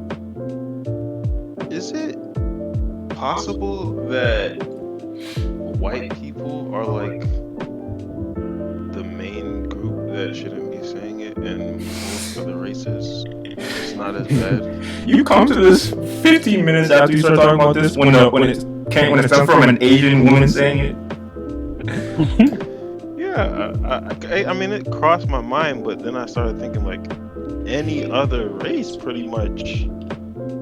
So I could see not being offended or as offended by hearing it. Well, I mean, wait. Obviously, because it's just the white black dynamic of the thing. Like an Asian person wasn't really in that per se, or it's a fair point. Whatever. Intuitively though, Middle Eastern. I think in like socially, however you want to say it, like Asian people are pretty close to white people. I don't think so. But I think I could. That's so you Asian people get in the path. Well, let's slow down. I'm saying real quick. I was gonna say I don't know if we're gonna get into this fully tonight because we are like kind of approaching on 2 hours. But it is interesting because like I feel like Asian people would even be tied into like that people of color statement that we don't necessarily like on this podcast, but that you hear. But at the same time, and then even looking at race like this is kind of weird. But at the same time, when it comes to what they can and can't do, it kind of seems like they are closer to white people when it comes to. Again. Yeah, I mean, even like. Oh, look at Asian. And a lot of. Wait. It depends what type of Asian. I mean, like. Hey, yo. And like. I mean, it does. Because technically. Indian is Asian? Yeah, I know. Oh. Wait. Yes. But hold on. I know. But I'm saying like statistically and in terms of. And I guess there's a degree of, oppression already. That's a big conversation right now. What? Hate and violence against Asians. No. I kind of wanted. I was kind of even thinking if we should pull the story back based off what's going on. To be honest. Hold on. That's one thing, but I'm saying like as far as success, monetary and otherwise, Asians are pretty high up there on the achievement, success, these type of ratings. They're not really. Asians in America. In America. Yes, I was gonna add that too. Asians in America. Yes. Let's make that distinction. Absolutely. But yeah, that's and I mean that's kind of the context because that's where they would be mingling and with black Americans, I would say. But I think. Sorry, go ahead. No, I was gonna say I don't know. In my mind, it's never been. Like, even when people said people of color, I never thought of Asians as being part of that. And I don't even know who's all encompassed in that. That's why I don't like that term. Men, in my mind, it was black people and Latino people. That's what it was. Like, man, they don't do a lot. They do a lot more in there. Well, yeah, I know. But which makes logical sense, obviously, for a lot of reasons. But I don't know. It just never felt like the group makes sense when you just say people of color. Although, I guess when you're looking at things from a white perspective and who white people treat as other, yeah, I guess it is everybody else. I mean, I don't know, man. You could, I guess, the term non-white does just fine too, but I don't know. Were you gonna ask something else, Ace?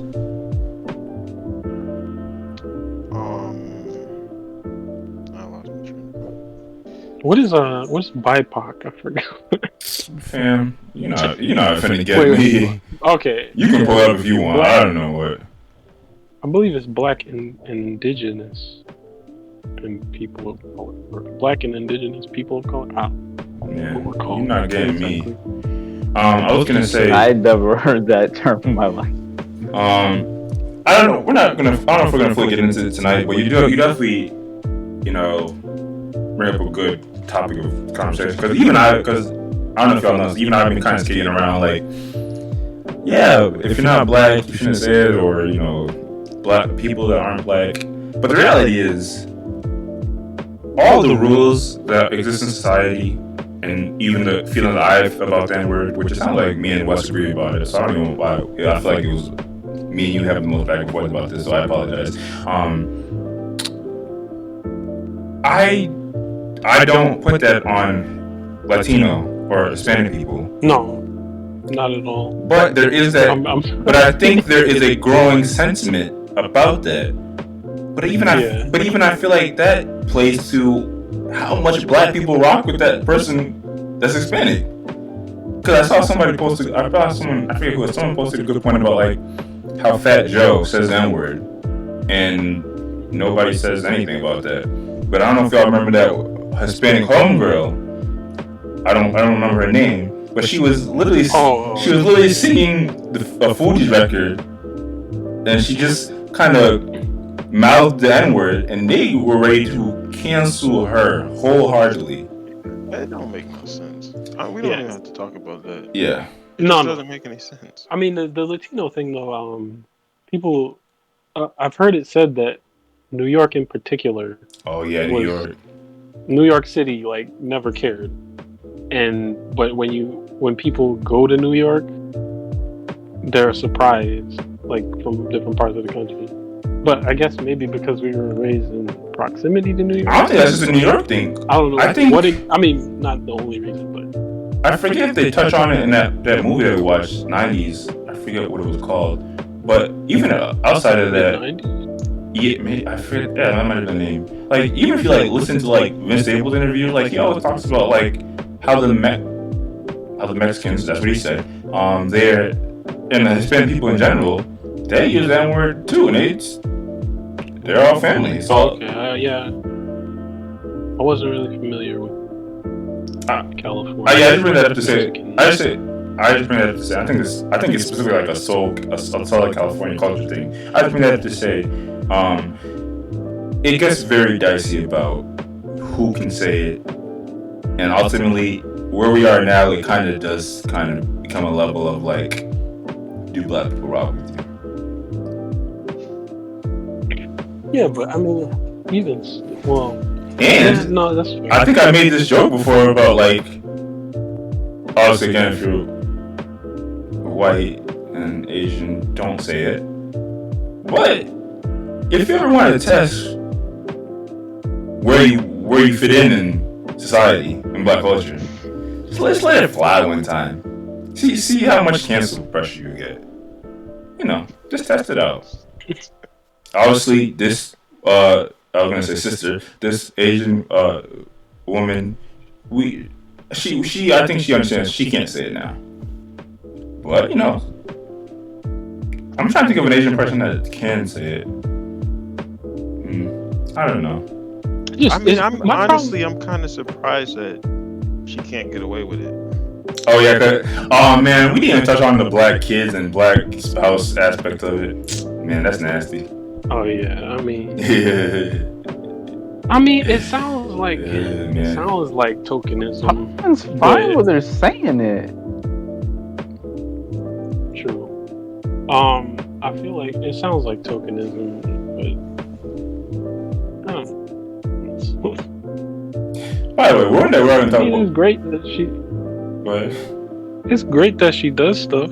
Quest is right. It just depends on how much black people rock with you. It's 100% true. If you're well integrated into the community, I will say, and I don't like that because, like, the cooler you are, the more likely you should be to be like. But either way, like, I will say, whenever I think about these things, I think about the corniest person from that race or whatever. I don't know if I like where this is going. In terms of like imitating a black person, trying to be cool and saying it, and it just never seems quite right. that's because they're the corniest person. I know, that's what I'm saying. This is to your point. Hey man, yeah, that's more of the story for me. Every non-black person, and I guess even a Hispanic person at this point, just throw a little. Don't even say it. Just do a little slip up like her. See what the reaction is. The thing is too, like, I mean, why is it that fluid For her? Yeah, I said why. She said it. I know why. No, I know why. But like, it's a little corny to me. That it is that. How is it corny? It's just reality. It's just that's the fact of the matter. I mean, she's clearly Because inundated in black culture. Well, Black people can. let's not do all that. What? Because sometimes imitation is not necessarily means you're in. Yeah, you can just ask Rachel Dolezal or whatever her name is. Ooh, I would have tried to say if I was her. I think that moment since passed. But I would have definitely tried to say that if I was her. Oh no, she would be. I mean, she's out of here, but she would have been. If they got her on tape or something?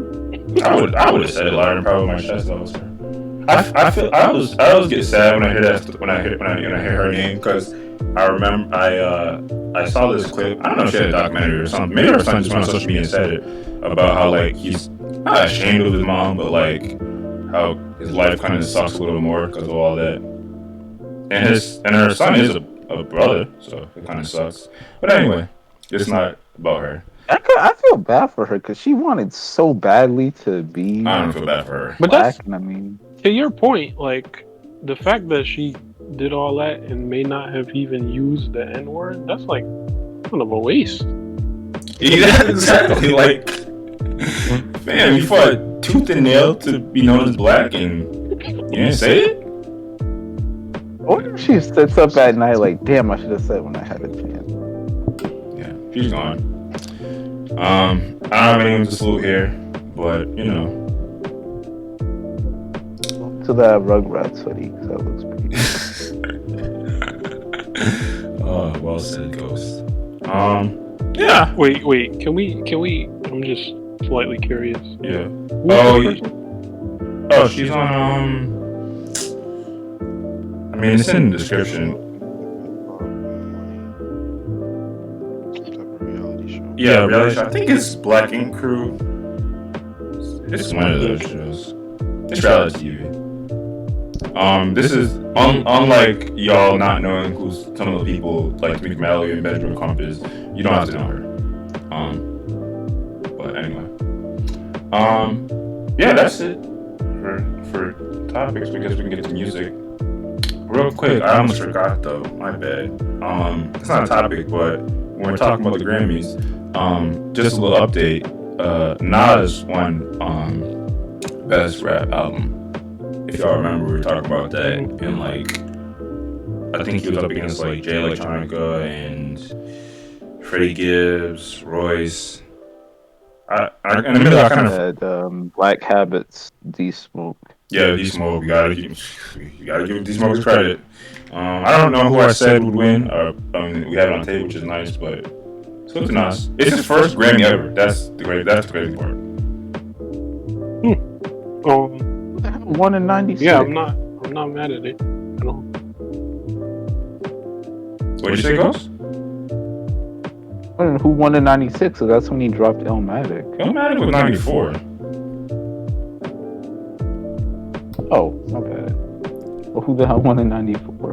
I mean, we can look it up, but I will say I think 94 was the same year that. No, that was 96. So there was a year where like Lauren dropped. And That was no. Let me know. Anyway, salute to Nas. That's all. And with that, we can get to music. Unless y'all have anything else on your chest about. Oh, real quick before we get to it. Even though that got a little not weird or heated, but I like the fact that we can take these topics and dissect our thoughts on these things. And even though I'm kind of playing it up, I don't necessarily disagree or look at y'all any differently because of you're not thinking something's racist or not agreeing with me. I don't know. I don't even know I need to say that, but I just want to include that. We're not all here to agree.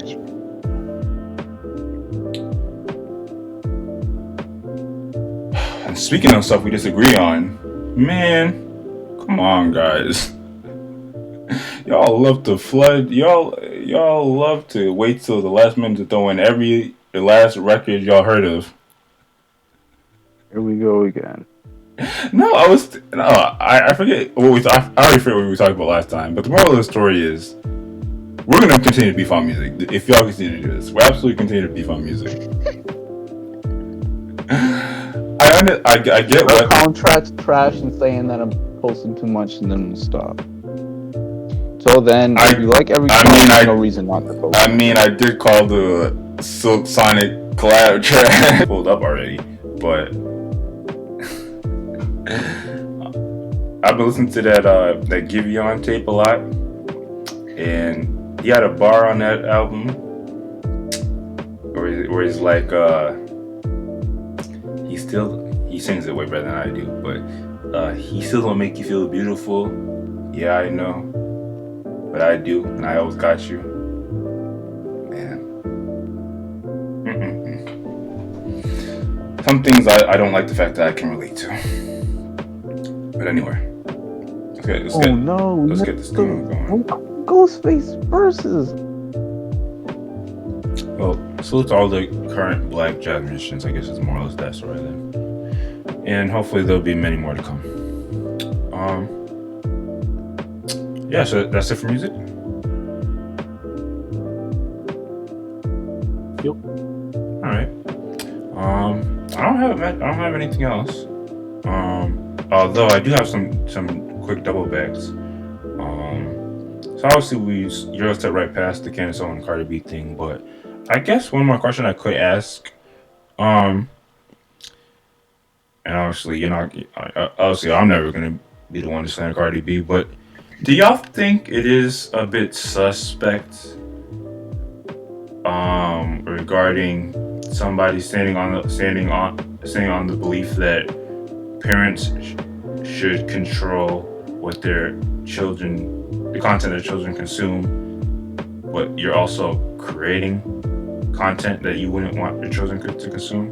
Or do you think that's a non-factor? I don't think that's really a factor. Yeah. I think that with the belief system, if you will, that Cardi has, most people have, if the content's going to exist, then yeah, it's not really a factor. Somebody's creating it. Fair enough. And to be honest, I think there probably isn't too many rappers,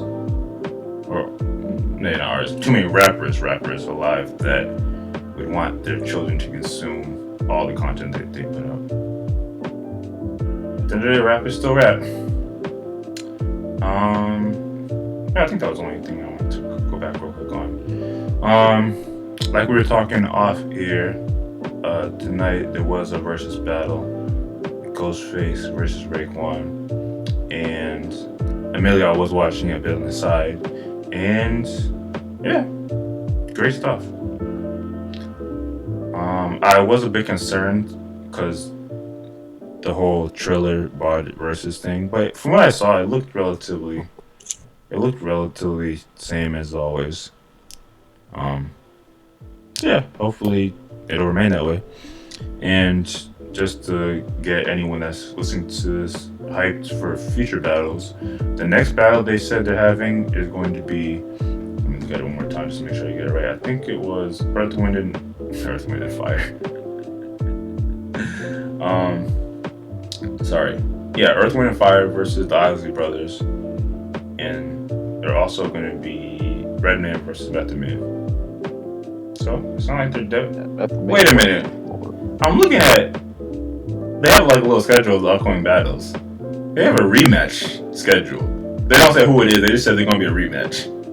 See, this is what I'm talking about. This is that Trilla influence. Rematch battles. Come on. Oh my god. Won't that be difficult? You have to have a lot of tracks. I mean, yeah. There's people like Snoop Dogg and who else? Erykah Badu. There's a lot of people that have like a lot of music that could do a rematch. But it's the beat cuts, the stuff you wasn't good enough for the first one. Yeah. No, there are some people that have mountains of music that they can play. They're only playing 20 records. But they didn't play it in the first one. Oh, you're saying? Yes, like this. We could probably guess who it is. It's not gonna be. But still, I think the corny part about it is just that it's supposed to be a one and done. Like, yeah, that too. Yeah, I don't know, but maybe it'll be fire. I'll at the end of the day, versus is a. What are you saying? I was just gonna say, I think Doom could have took on multiple people. Oh man, come on! Why are you saying that, man? The fact that we're not gonna get a Doom versus, if he would have ever even done that, who could he battle? Did we say it? That would have been insane. That would have been the verses that I would watch. Man, let them put on a jazz versus. You're gonna be front center. Shut up.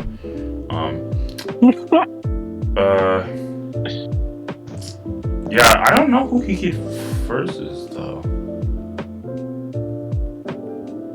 And I was still wanting to. No. And I was still wanting. I was still. Keith. Who? Yeah. Doom versus Cool Keith. I said Cool Keith. No. It'd have to be a contest at least.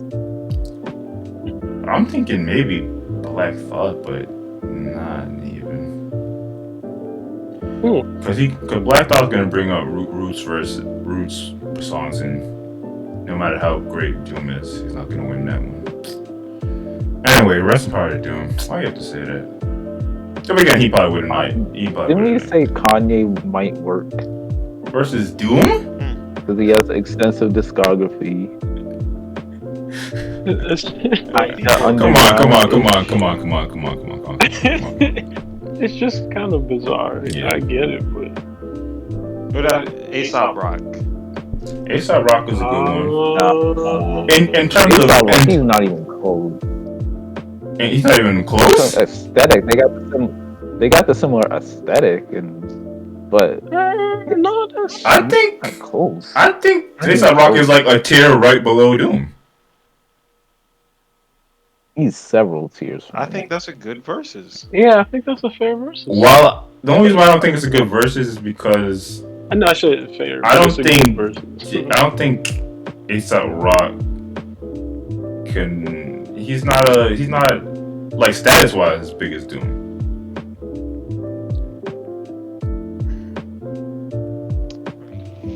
Big enough. Maybe just I'm not a fan of him. Heck no. Doom, even though Doom kind of always will maintain the underground, that metal face, that's a big thing. A$AP Rock. Is it in the mainstream? I don't know about that, but I mean, he's definitely bigger than A$AP Rock. But... several times bigger, is what I'm trying to say. Yeah, I'll give you that. Yeah, A$AP. What's with A$AP Rock I too? still think A$AP Rock is in the top 5 or only 5 really decent white rappers, and he might be the most skillful out of all of the group. Yeah. Anyway, yeah, maybe. was there anything else?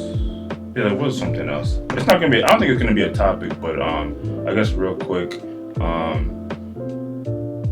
Do y'all know that spring break is still happening?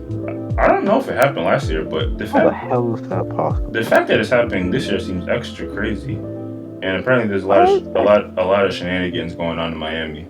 Not for everybody though.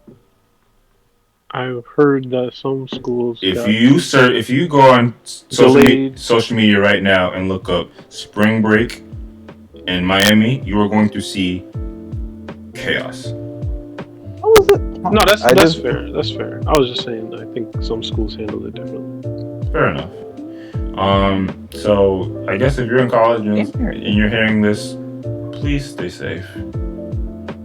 Or I usually say or don't, but I think this time I'm not going to say that. Stay safe.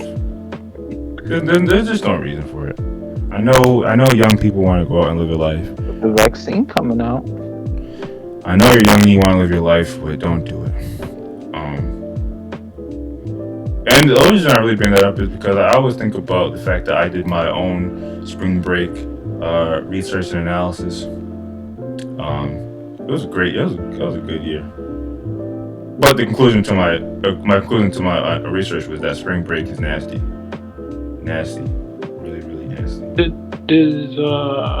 Did they have people had spring break last year, right? That's what, squeeze it in or no? That's what I was thinking. I don't recall. I mean, I'm sure definitely did. Somebody did. Yeah, because people were like quarantining like the week after spring break. Oh yeah, there was that one story. I remember Cabo. First of all, I'm recording. Second of all, there was that one story about That's a fake name. I'll leave it out. There was that one story about some kid that went on spring break and then he tried to come back to his home and the mom they were like, nah, you can't come here. Yeah, I think we might have talked about that, and I asked y'all, what would y'all do if y'all? I mean, I don't think our children would do that, but would y'all let y'all? I mean, I would have clowned them the same way. But yeah. Ain't much to say on that. I guess the last thing I will say is,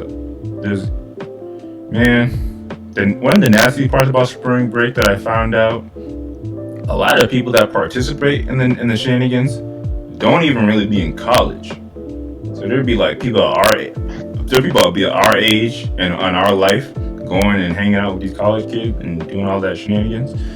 Yeah, spring break. 30-year-old, yikes. Spring break is that's a whole thing.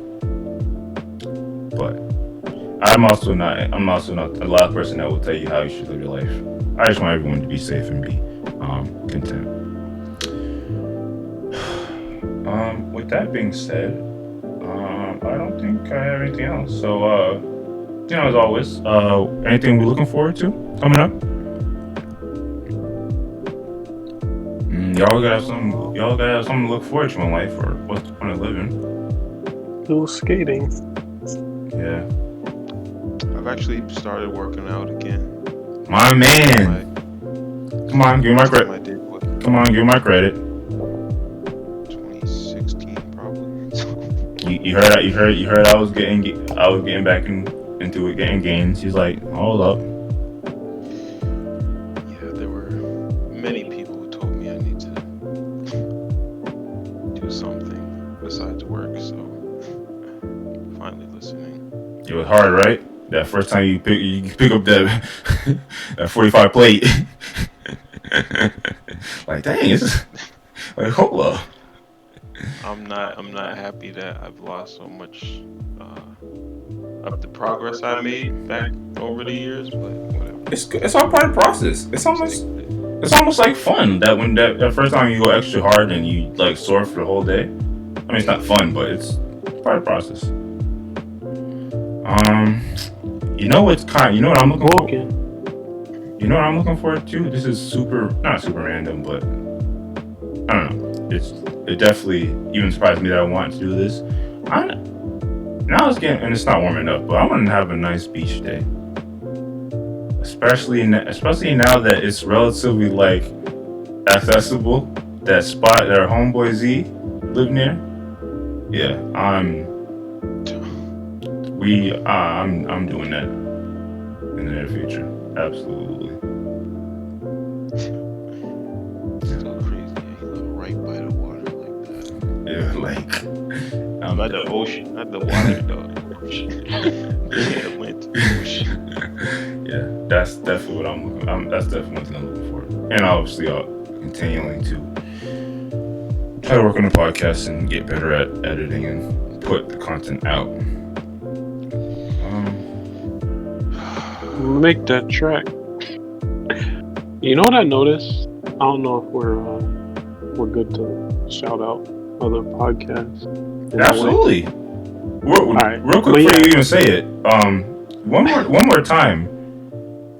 Obviously, the music section is, of course, dedicated to music, but feel free to recommend or shout out any new content that you come across. That's interesting. Okay. All right. But yeah, I noticed Eternal Invite, if I remember correctly. Yeah. Good remember. Yeah. Doesn't have music. What do you mean? They do or don't? They don't have intro and outro music, do they? Are you trying to? The one episode I halfway listened to didn't have. Are you trying? I don't recall. Are you trying to use that as an out to make an intro or outro record? No, I'm going to make one. However, they're musicians. Oh yeah. Like Doc is a producer. Like plus they had the. I remember one of the episodes he said he's gonna produce producing a track for him. It's like he'll get to it. But it is kind of funny. I just realized that maybe this is a thing. I guess admittedly, and I'm not saying we shouldn't have one. I guess it's not the most important thing. I think definitely like art and some of the other stuff would be nice to have. But I'm still definitely gonna try to put out content before we get that done. But I mean, I don't know. That is interesting to hear that whole podcast that has artists on it. They don't have that. I guess that's something interesting. Yeah, but yeah, shout out Eternal Invite. And yeah, I'll make that track. All right. Sounds good.